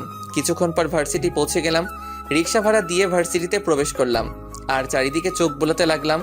চারিদিকে সবাই স্মার্ট আর বড় লোকের ছেলে, শুধু আমি একা খ্যাত হয়ে ভার্সিটিতে ঢুকলাম। এরপর আমি অফিসে গিয়ে ভর্তি হয়ে ক্লাসরুমে এসে বসলাম। একটু পর স্যার আসলো আর আমার পরিচয় জানতে চাইলে পরিচয়টা বললাম। একে একে সব ক্লাস করে ক্লাস থেকে বাহির হয়ে সোজা গেটের দিকে যেতে লাগলাম। এরপর যখনই গেটের বাহিরে পা রাখবো তখনই কে যেন আমাকে তামিম তামিম বলে ডাক দিল। আমি পিছনে ফিরতেই দেখি একটা মেয়ে আমায় ডাকছে। ভাবতেছি দাঁড়াবো নাকি চলে যাব, চলেই যাই। এরপর যখন হাঁটা আবার শুরু করলাম তখন আবার ডাকা শুরু করলো, তাই আমি দাঁড়িয়ে গেলাম। তখন মেয়েটি বলল, তোমাকে কখন থেকে ডাকতেছি, তুমি দাঁড়াচ্ছ না কেন? আপনি আমায় ডাকছিলেন? তো কাকে ডাকবো, এখানে তুমি ছাড়া আর কেউ নেই। এইবার বলেন আমাকে কেন ডেকেছেন? তুমি এতদিন কোথায় ছিলে? আমি কোথায় ছিলাম তা আপনাকে বলবো কেন? আপনি কে জানার? কেন, আমি তোমার ফ্রেন্ড, আমি তো জানতেই পারি তুমি এতদিন কোথায় ছিলে। আমি তো আপনাকে চিনি না। আমি সুমাইয়া, তুমি আমাকে চিনতে পারছো না? সরি, আমি সুমাইয়া নামের কাউকে চিনি না। আর আপনাকে তো আমি কোনোদিন দেখিই নাই, আজ প্রথম দেখলাম আপনাকে। কি বলছো তুমি এসব? আমি সত্যি বলছি। আর পথ ছাড়েন, আমার যেতে হবে। আর কোনোদিন আমায় বিরক্ত করবেন না। এই বলে সোজা বাসায় চলে আসলাম। বাসায় গিয়ে দেখি মাইশা আমার আগে কলেজ থেকে চলে আসলো। আমাকে আসতে দেখে মাইশা বলল, আজ কলেজ কেমন কাটলো? ভালো, আমি ফ্রেশ হয়ে আসি। এই বলে সোজা রুমে চলে আসলাম। দেখতে দেখতে 2টা মাস চলে গেল। এখন আমার সব স্মৃতি মনে পড়ে গেছে।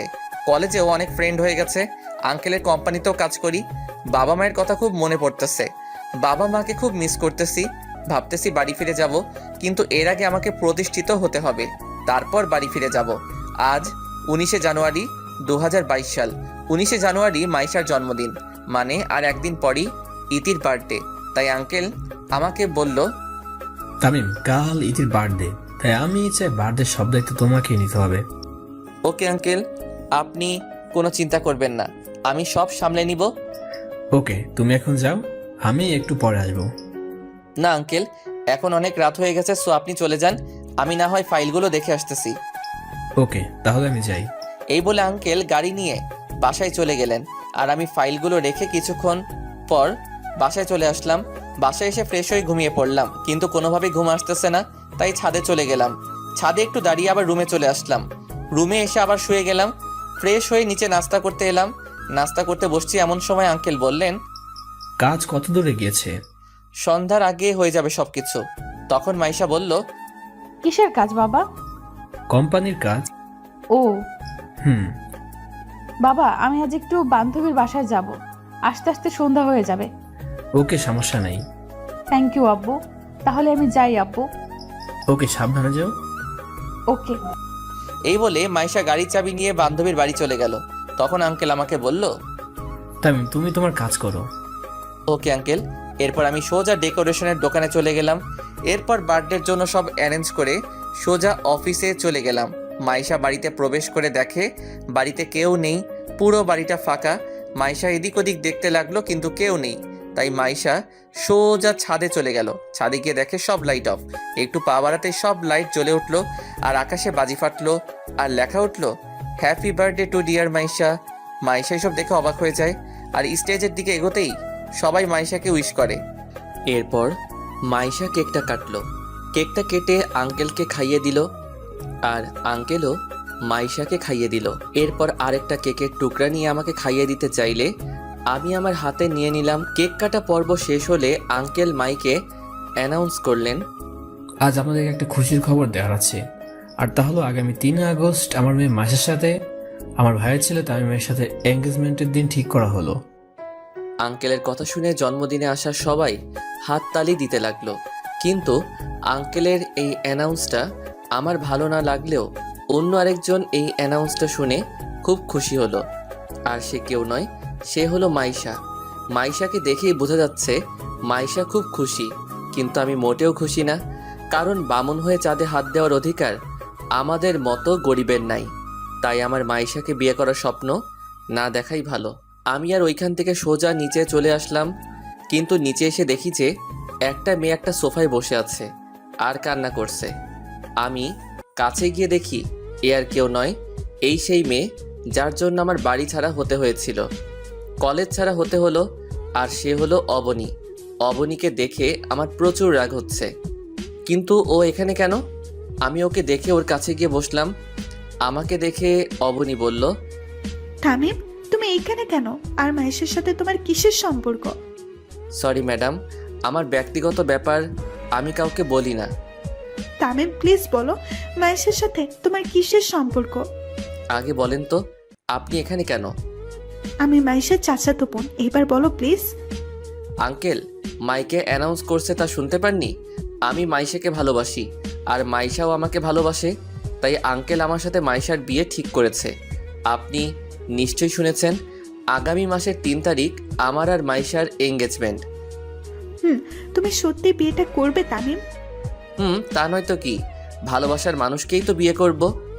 কিন্তু অবনীকে আর বলতে না দিয়ে আমি সোজা আমার রুমে চলে আসলাম। রুমে এসে রাফিকে কল দিলাম। কয়েকবার কল হতেই রাফি কল ধরলো। হ্যালো, কে? দোস্ত, আমি তামিম। কেমন আছিস রে দোস্ত? ভালো রে দোস্ত, তুই কেমন আছিস? সবাই কেমন আছে? সবাই ভালো আছে রে, কিন্তু আন্টি আঙ্কেল খুব চিন্তা করে তোর জন্য। তুই ফিরে আয় প্লিজ। সরি রাফি, এটা আর সম্ভব না। কেন সম্ভব না? তুই কি আর ওইখানে আসবি না? আসবো, তবে আগে আমি আমার পড়াশোনা শেষ করব, নিজে প্রতিষ্ঠিত হব, তারপর গ্রামে ফিরে আসব। কিন্তু আন্টি আঙ্কেলের অবস্থা খুব খারাপ। ওকে, আমি কিছু টাকা পাঠাচ্ছি তোর নাম্বারে, তা আম্মুকে দিস আর বলবি তামিম আবার চলে আসবে, তবে একটু ধৈর্য ধরতে বলিস। টাকা আমি দিছি বলবি। ওকে, টাকা কখন দিবি? আমি টাকা দেওয়ার পর তোকে আবার কল দিব। এখন রাখি, বাই। ওকে ভাই, ভালো থাকিস, নিজের খেয়াল রাখিস। এরপর কলটা কেটে দিয়ে ফ্রেশ হয়ে ঘুমিয়ে পড়লাম। সকালবেলা বুকের উপর ভারী কিছু অনুভব করছি। আস্তে আস্তে চোখ খুলে দেখি অবনী আমার বুকের উপর শুয়ে আছে। কিন্তু কিভাবে? আমি তো দরজা লাগিয়ে ঘুমিয়েছিলাম, তাহলে অবনী ঢুকলো কিভাবে? এখন যদি মাইশা দেখতে পাই তাহলে আমার অবস্থা খারাপ করে ফেলবে। কি করি? আইডিয়া একটা পেলাম। আমি অবনীকে ধাক্কা মেরে ফ্লোরে ফেলে দিলাম আর দরজা খুলে সোজা মাইশার কাছে গেলাম।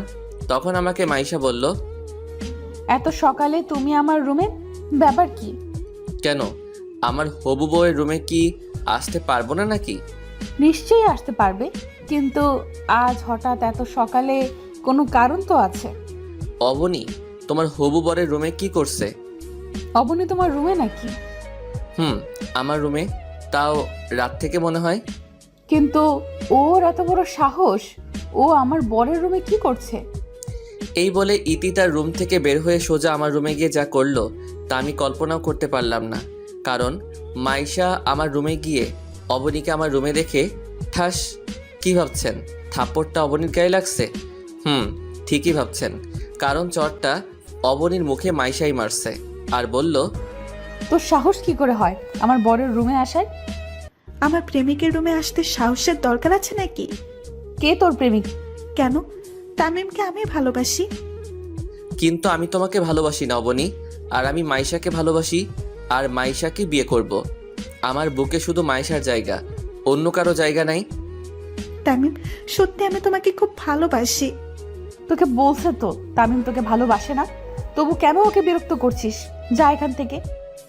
অবনী আর কিছু না বলে কান্না করতে করতে চলে গেল।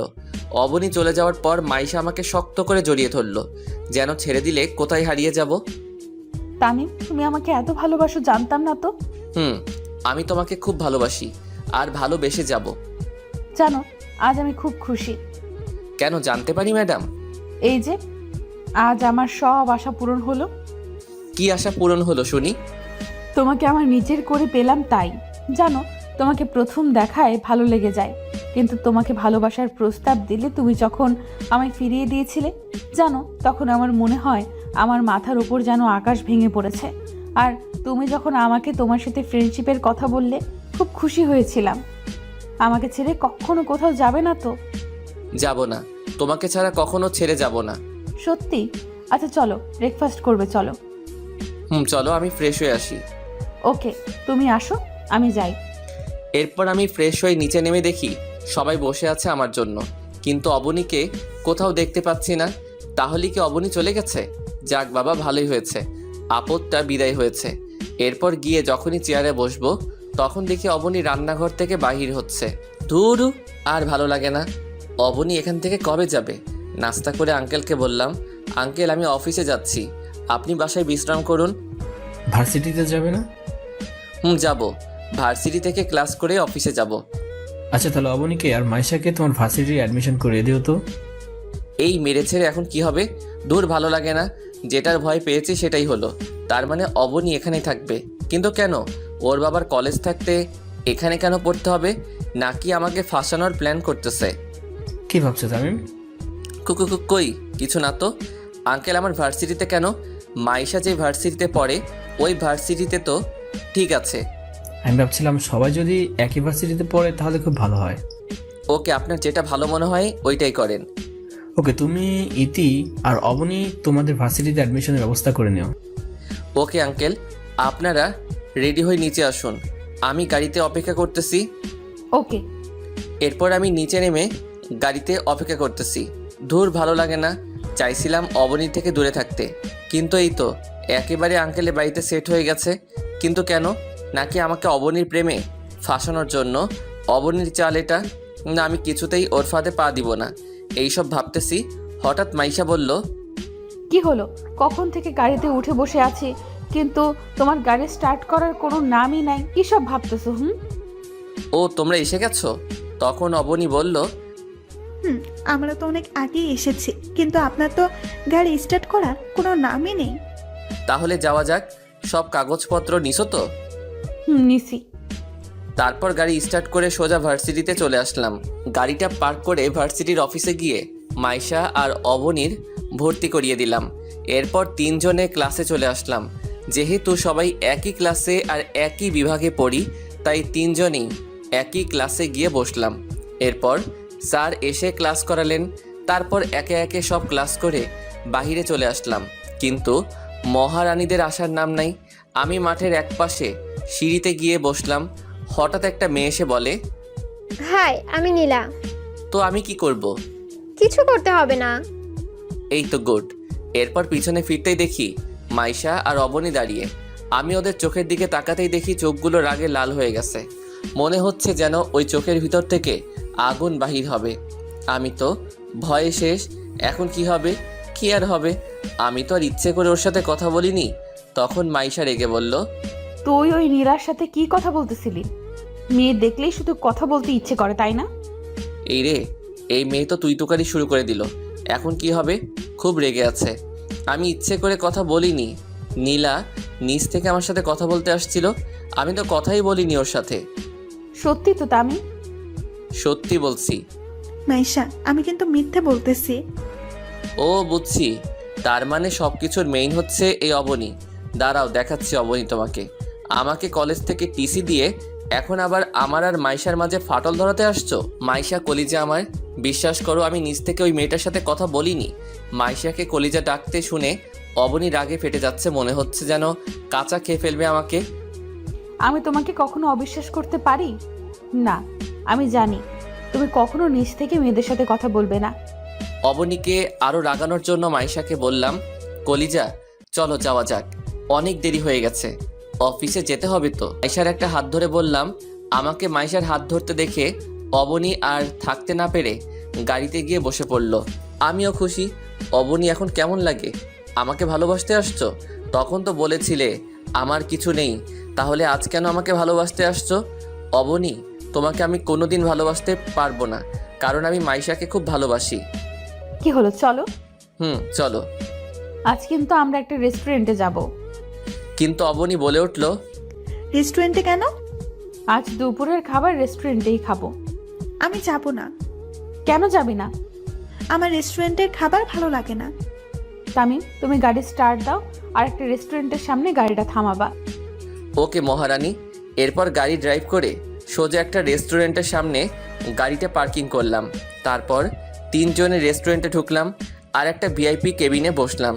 আমি আর মাইশা পাশাপাশি বসলাম আর অপর পাশে বসে আছে অবনী। এরপর ওয়েটার আসলে খাবার অর্ডার করা হয়। এরপর ওয়েটার আসার আগ পর্যন্ত একটু প্রেম করে নেই। তারপর আমি মাইশার কাঁধে মাথা রাখলে মাইশা বলল, এই কি করছো? দেখো অবনীর সামনে বসে আছে। আমার তো এতক্ষণ অবনীর কথাই মনেই ছিল না। সরি কলিজা।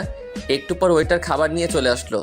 এরপর আমি খাবার বাসনে নিয়ে আঙুল দিয়ে খেলা করতেছি। মাইশা আমার এই অবস্থা দেখে বলল, কি হলো, তুমি খাচ্ছ না কেন? তোমার হাতে খেতে ইচ্ছে করছে। দেখছো না সামনে অবনী বসে আছে, পরে আমার হাতে খেতে পারবে? আচ্ছা ঠিক আছে, রাতে কিন্তু তোমার হাতে ছাড়া আমি খাবার খাবো না। আচ্ছা ওকে, এখন খেয়ে নাও।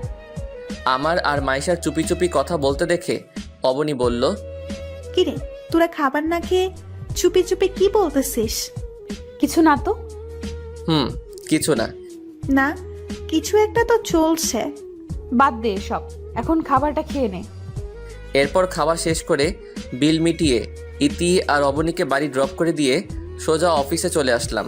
এরপর সোজা এসে কেবিনে বসলাম। 2টা ফাইল দেখা শেষ হলে, ওকে তুমি যাও আমি আসতেছি। এরপর আমার কেবিন থেকে বের হয়ে সোজা আঙ্কেলের কেবিনে গেলাম। আঙ্কেলের কেবিনে ঢুকে সালাম দিলাম, আসসালামু আলাইকুম আঙ্কেল। ওয়ালাইকুম আসসালাম, তুমি চেয়ারে বসো। Okay uncle. তাই আজকে তোমাকে রাতে অফিসে থাকতে হবে। ওকে, সমস্যা নাই। আচ্ছা, সন্ধ্যা একটা প্রজেক্ট আছে, আর ওই প্রজেক্টটা যদি আমরা পাই তাহলে আমাদের কোম্পানির 70% লাভ হবে। ওকে, প্রজেক্টটা আমরাই জিতবো, আপনি কোনো চিন্তা করিয়েন না। তুমি যতটা সহজ ভাবছো ততটা সহজ নয় প্রজেক্ট। আমরা পাবো, অনেক কঠিন একটা প্রজেক্ট। আঙ্কেল আপনি একদম চিন্তা করবেন না, আর প্রজেক্টের কাগজগুলো আমায় দেন। এই নাও। আঙ্কেল আমি তাহলে প্রজেক্টের ব্যাপারে সব কিছুর প্রস্তুতি নিতে হবে, তাই আমি আমার কেবিনে গেলাম। কোনো সমস্যা হলে বলবেন। ওকে যাও। এরপর আঙ্কেলের কেবিন থেকে বের হয়ে সোজা আমার কেবিনে চলে আসলাম। প্রজেক্টের ব্যাপারে সব কিছু প্রস্তুতি নিয়ে নিলাম। এখন শুধু প্রজেক্টটা ক্লায়েন্টের সামনে উপস্থাপন করা। দেখতে দেখতে 8টা বেজে গেল। তারপর আমি আর আঙ্কেল কনফারেন্স রুমে চলে গেলাম। এরপর সব ক্লায়েন্ট চলে আসলো। এরপর একটা ক্লায়েন্ট বলল, জি দামি প্রজেক্ট দেখাও। জি আঙ্কেল। এরপর আমি প্রজেক্টর অন করে পুরো প্রজেক্টটা দেখাতে লাগলাম। এরপর প্রজেক্টটা শেষ হলে সবাই হাততালি দিল। মিস্টার চৌধুরী, আমি আপনার প্রজেক্টটা কিনতে চাই। আমিও আপনার প্রজেক্টটা কিনতে চাই। ওকে, ডিল ডান। ওকে, ডিল ফাইনাল। এই নিন, আমার পক্ষ থেকেও ডিল ফাইনাল। এই নিন 50% আগে পরিশোধ করে দিলাম, বাকিটা প্রজেক্ট হাতে আসার পর। ওকে মিস্টার রায়হান, প্রজেক্টটা আগামী 3 দিনের মধ্যে পেয়ে যাবেন। ওকে, এখন আসি মিস্টার চৌধুরী। এরপর আরও কয়েকটা কোম্পানিতে আমাদের প্রজেক্টর কিনে নিল। সবাই আঙ্কেল আর আমার সাথে হাত মিলিয়ে চলে গেল। সবকিছু তোমার জন্য সম্ভব হয়েছে, কনগ্রাচুলেশন তামিম। এটা আমার কর্তব্য আঙ্কেল। এই প্রজেক্টের জন্য আমরা 80 কোটি টাকা পেয়েছি, আরও 120 কোটি টাকা পাবো যদি কোম্পানি আমরা প্রজেক্টটা দিতে পারি। তাতে আমরা আমাদের কোম্পানি আরেকটা শাখা করতে পারবো। আঙ্কেল আপনি কোনো চিন্তা করবেন না, প্রজেক্টটা সব কোম্পানিকে আমরা দিতে পারবো। তুমি এখন বাসায় যাও। না আঙ্কেল, আপনি বাসায় যান। আজ থেকে আপনার কোম্পানি আমি সামলাবো। সত্যি তুমি সামলাবে? তাহলে তো খুব ভালো। আঙ্কেল, আজ থেকে আমি সামলাবো। আপনি বাসায় যান, আমি একটু পর বাসায় যাব। ওকে, আমি যাই তাহলে, তুমি সাবধানে এসো।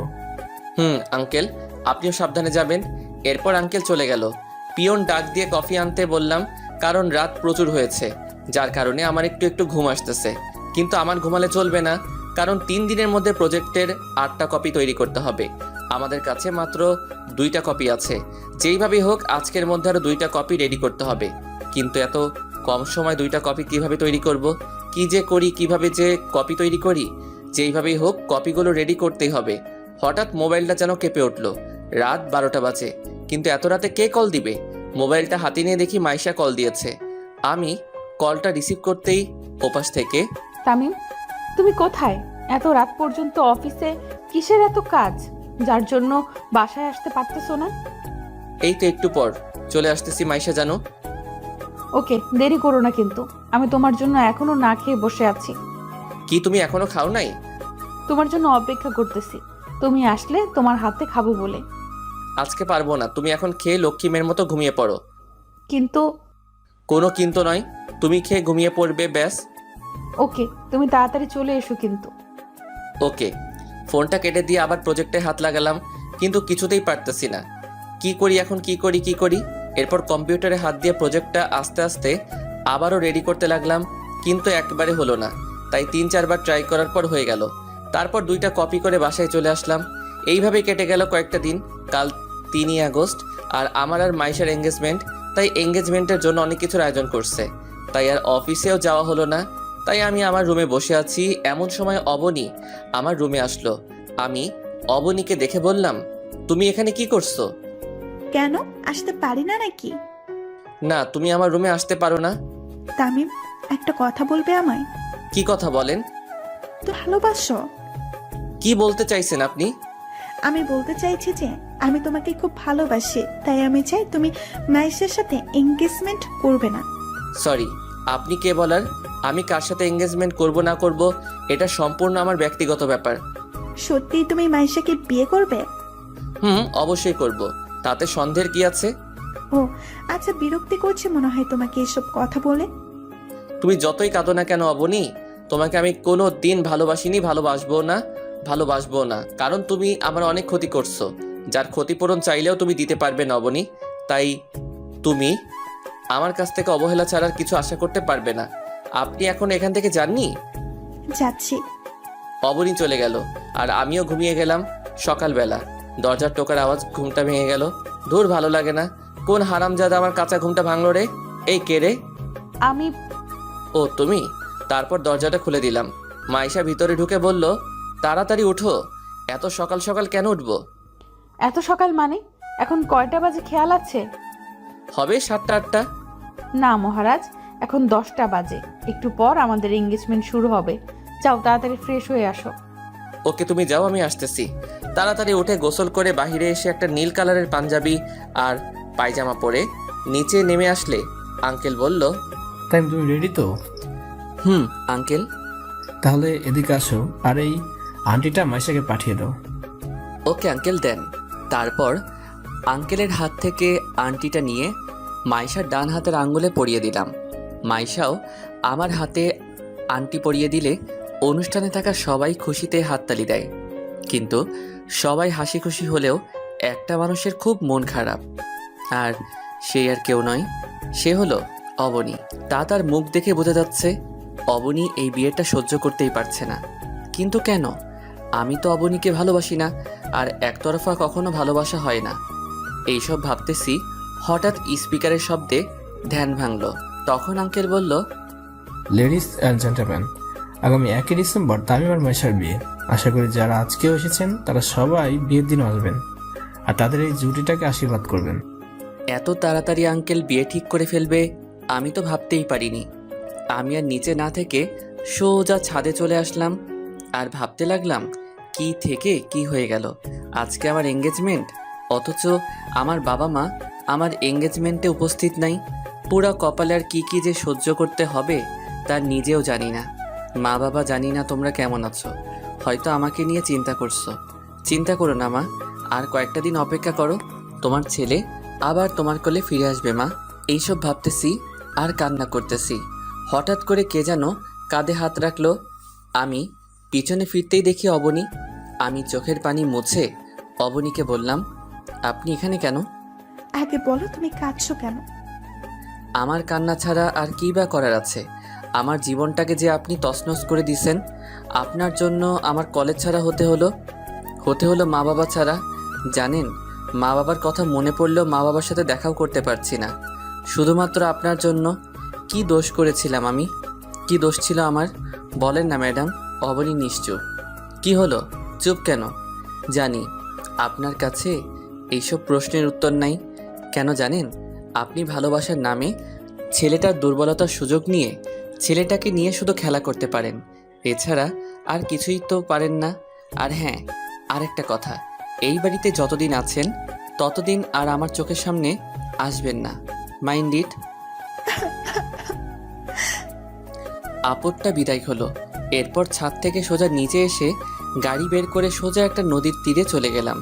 কিছুক্ষণ প্রকৃতির ছোঁয়া অনুভব করে আবার বাসায় ফিরে আসলাম। বাসায় এসে রুমে চলে আসলাম। রুমে এসে দেখি মাইশা আমার রুমে শুয়ে আছে।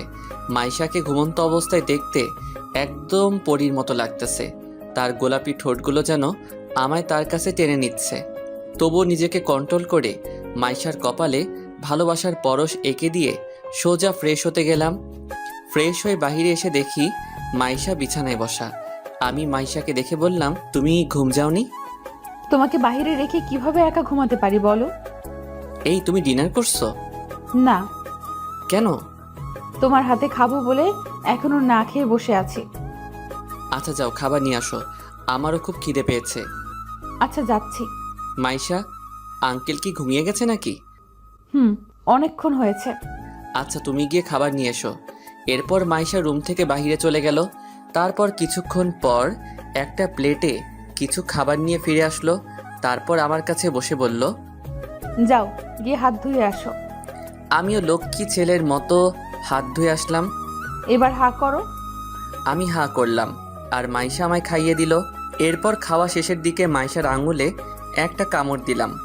মাইশা তাড়াতাড়ি আমার মুখ থেকে আঙুলটা বের করে আঙুলে ফু দিতে লাগলো আর আমাকে বলল, এই তুমি আমাকে কামড় দিলে কেন? কই, আমি তো কামড় দিই নাই। এই দেখো তুমি কামড় দিছো। এরপর মাইশার আঙুলটা ধরে আঙুলের উপর ফু দিতে লাগলাম। হঠাৎ মাইশা হাতটা সরিয়ে নিয়ে প্লেটগুলো নিয়ে চলে গেল। এরপর আমি হাত ধুয়ে শুয়ে পড়লাম। একটু পর মাইশা এসে যখনই আমার পাশে শুবে ঠিক তখনই আমি বললাম, এই তুমি তোমার রুমে যাও, এখানে কি করছো? কেন যাব? তুমি আমার স্বামী, স্বামীর রুমে আসছি, কারোর কোনো সমস্যা আছে নাকি? আমাদের তো এখনো বিয়ে হয়নি, মাত্র এঙ্গেজমেন্ট হয়েছে। তাতে যদি তুমি আমার রুমে থাকলে মানুষ কি ভাববে? মানুষ যা ভাববে ভাবতে দাও, আমি তোমার বুকে মাথা রেখে ঘুমাতে দাও। এই বলে মাইশা আমার বুকে মাথা রেখে শুয়ে পড়ল। এরপর আমি মাইশার কপালে ছোট একটা ভালোবাসার পরশ দিয়ে ঘুমিয়ে পড়লাম।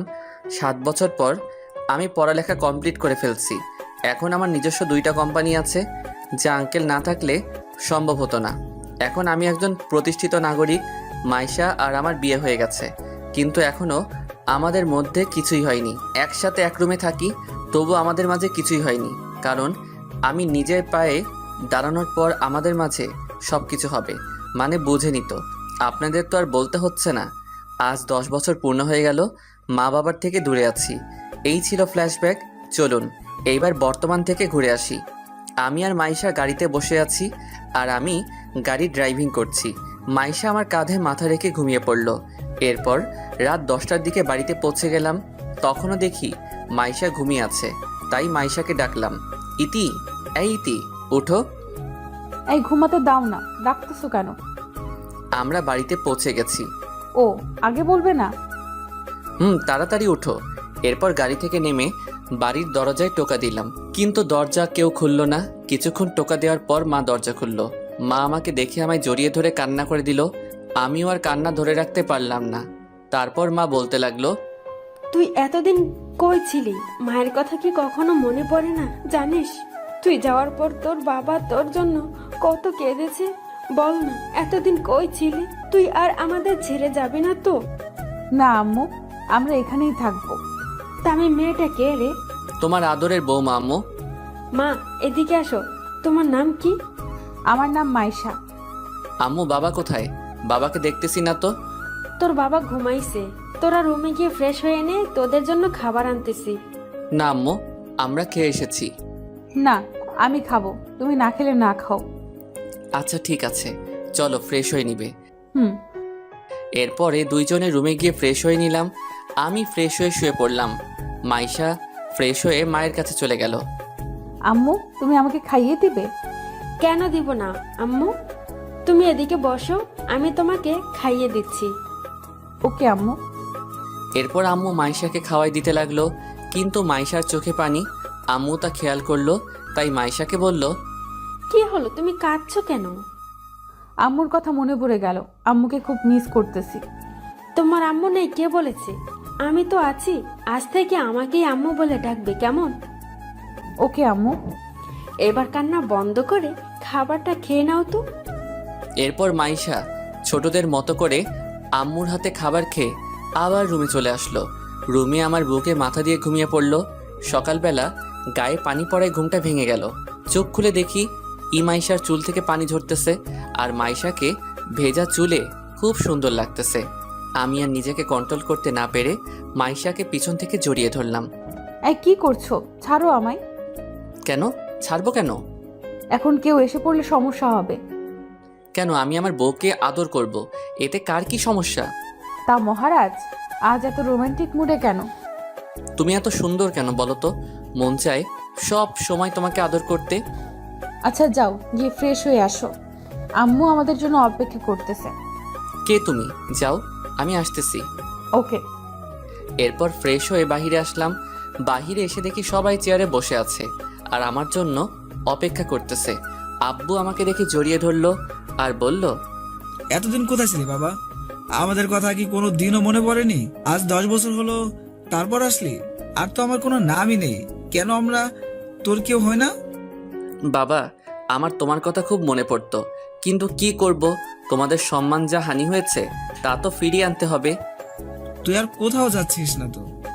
না বাবা, আম্মু নাস্তা দাও, আমি একটু বাহির হব। এখন আবার কোথায় যাবি? ওইখান থেকে আসলে বলবো। আর তোমরা কাপড় চোপড় সবকিছু গুছিয়ে রাখিও। কেন কাপড় চোপড় গুছিয়ে রাখবো? আমি নতুন ফ্ল্যাট কিনছি, ওইখানে চলে যাব। আর আমি এখন কলেজে যাব, কারণ ওই কলেজের সভাপতি এখন আমি। আচ্ছা ঠিক আছে। এরপর নাস্তা করে সোজা কলেজে চলে আসলাম। কলেজে এসে দেখি কলেজে প্রোগ্রাম হচ্ছে। প্রোগ্রাম হবে নাই বা কেন, নতুন সভাপতিকে বরণ করতে হবে যে। এরপর আমি গাড়ি নিয়ে কলেজের মাঠে নামলাম। গাড়ি থেকে নামার সাথে সাথেই কলেজের স্টুডেন্টরা সবাই আমাকে ফুল নিয়ে বরণ করে নিচ্ছে। এরপর আমি স্টেজে গিয়ে বসে পড়লাম। এরপর প্রিন্সিপাল মাইকে অ্যানাউন্স করলেন, মাই ডিয়ার স্টুডেন্ট, আজকে আমাদের কলেজের নতুন সভাপতি তোমাদের সম্মুখে কিছু বলবেন।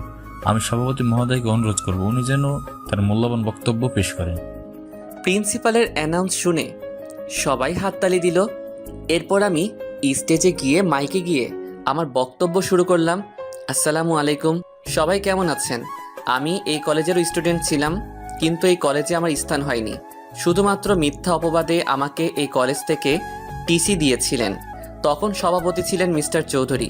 সেদিন আমি ওনাকে চ্যালেঞ্জ করছিলাম, একদিন ওনার কলেজের সভাপতি আমি হব। আমি আমার চ্যালেঞ্জ রেখেছি। কিন্তু তোমরা সবাই স্টুডেন্ট, তোমাদেরকে একটা কথাই বলবো, জীবনে যত বাধাই আসুক না কেন, কোনো দিন পিছিয়ে যাবে না। শত বাধা বিপত্তি পেরিয়ে তোমাদেরকে এগিয়ে যেতে হবে। সবসময় একটা কথাই মনে রাখবে, জীবনে সাফল্য অর্জন করতে চাইলে অনেক বাধা বিপত্তি পার করতে হবে। তাহলে এই কথাই রইল, সবাই মন দিয়ে পড়াশোনা করবে। ধন্যবাদ। এরপর কলেজে থেকে বাহির হয়ে গাড়ি নিয়ে সোজা ফ্ল্যাট বাড়িটার দিকে গেলাম।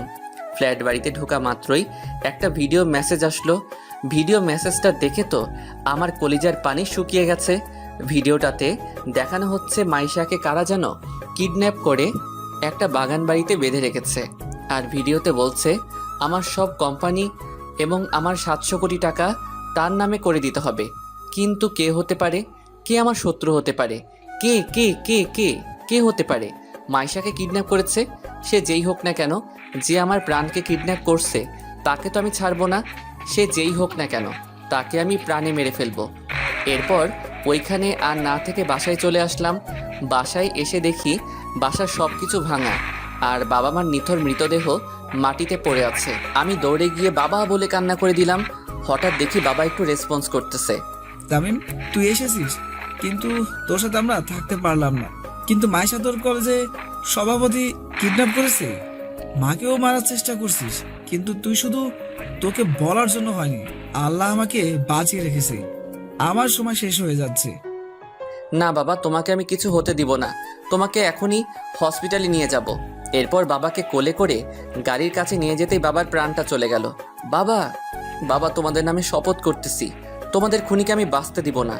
এরপর বাবা আর মায়ের দাফন কাফন সেরে বাসায় এসে আমার রুম থেকে 3.888 mm বুলেটের পিস্তলটা নিয়ে গাড়ি করে সোজা অবনীর বাসায় চলে গেলাম। বাসায় গিয়ে দেখে অবনী আর অবনীর মা ছাড়া কেউ নাই। আমি অবনীর মাথায় পিস্তল ঠেকিয়ে ওর বাবাকে কল করলাম। বাবা। মামুনি বল। কোথায় জিজ্ঞাসা করো। বাবা তুমি কোথায়? এই তো আমাদের বাগান বাড়িতে আছি। কেন বলতো? এমনি বলছিলাম। অবনী থেকে ফোনটা কেড়ে নিয়ে ভেঙে ফেললাম। এরপর অবনীকে আর অবনীর মাকে গুলি করে সোজা বাগান বাড়ি চলে আসলাম। এরপর বাগান বাড়ির সামনে গিয়ে দেখি চারিদিকে অবনীর বাবার লোকেরা পাহারা দিচ্ছে। তাই আমি বাগান বাড়ির পিছনে গিয়ে পিস্তলের সাইলেন্সার লাগিয়ে বাগান বাড়িতে লুকিয়ে লুকিয়ে ঢুকে পড়লাম। একটু এগিয়ে গিয়ে দেখি মাইশাকে চেয়ারে বাঁধানো অবস্থায় রয়েছে। আর মাইশাকে দেখে সামনে যেতেই অবনীর বাবার লোকেরা আমাকে মাথায় পিস্তল দিয়ে ঘিরে ফেলল। একটু পর অবনীর বাবা এসে আমাকে বলল, এই কাগজ আর এই ল্যাপটপ নে, তোর সব কিছু আমার নামে করে দে। আর তোর অ্যাকাউন্ট টাইপ করে পাসওয়ার্ড দিয়ে তোর সব টাকা আমার অ্যাকাউন্টে ট্রান্সফার করে দে, না হলে তুই তোর মাইশাকে বাঁচাতে পারবি না। মৃত্যুর মুখে দাঁড়িয়েও তোর ভয় করছে না? এইভাবে হাসতেছিস কেন? অস্ত্র দিয়ে লড়তে পারবি, কিন্তু অস্ত্র ছাড়া লড়ার সাহস তোর নাই। বয়েস, সবাই অস্ত্র ফেলে দাও। এবার খুশি তো? আমি তোদের সবাইকে 5 মিনিট সময় দিচ্ছি। 5 মিনিটের মধ্যে যদি তোরা সবাই মিলে আমাকে মারতে না পারিস, তাহলে আমি তোদের মেরে ফেলবো। Let's start the fight. এরপর সবাই মিলে আমাকে মারতে লাগলো। আমার পুরো শরীর রক্তাক্ত হয়ে গেছে। এরপর আমি কিছুক্ষণ মরার অভিনয় করলাম। আমাকে এমন হতে দেখে অবনীর বাবার লোকেরা বলল, বস, হি ইজ ফিনিশ। এরপর আমি লাফ দিয়ে উঠে দাঁড়ালাম আর বললাম, time is finish, let's my times start now. বয়েস, কিল হিম। এরপর অবনীর বাবার লোকেরা আমাকে মারতে আসলে আমি আমার পা দিয়ে লোকটির গলায় একটা লাথি মারলাম। সাথে সাথে মাটিতে লুটিয়ে পড়ল। এরপর একে একে সবাইকে মেরে শুইয়ে দিয়ে অবনীর বাবার কাছে গিয়ে মাথায় পিস্তল থেকে বললাম, mister Chowdhury, you are finished. Tamim, না, তুমি এটা করতে পারো না। আমার মেয়ে আর আমার বউয়ের কি হবে? আমি ওদেরকে উপরে পাঠিয়ে দিয়েছি যাতে তোর একলা মনে না হয়। এরপর আমি যখনই গুলির স্ট্যাগারটা দাবাতে যাব, ঠিক তখনই মাইশা এসে আমার হাত উপরে তুলে দিল, যার কারণে গুলিটা উপরে হাওয়ায় লাগলো। তামিম, তুমি কাকে খুন করতে যাচ্ছ? উনি আমার চাচা হয়। আমি জানি, কিন্তু তোমার চাচা আমার বাবা মাকে মেরে ফেলেছে আর তোমাকেও কিডন্যাপ করেছে। আব্বুকে মেরে ফেলেছে। এখন আমি মা কাকে ডাকবো? শেষ করে দাও। এরপর মাইশা আমার কাছ থেকে পিস্তলটা নিয়ে অবনীর বাবাকে শ্যুট করে দেয়। অবনীর বাবার সাথে সাথে মাটিতে লুটে পড়ে। ইতি এসে সোজা আমায় জড়িয়ে ধরল। অনেক অনেক ধন্যবাদ আপনাদের আমার ভিডিওটি দেখার জন্য। আবারও ধন্যবাদ আমাকে সাপোর্ট করার জন্য। ধন্যবাদ।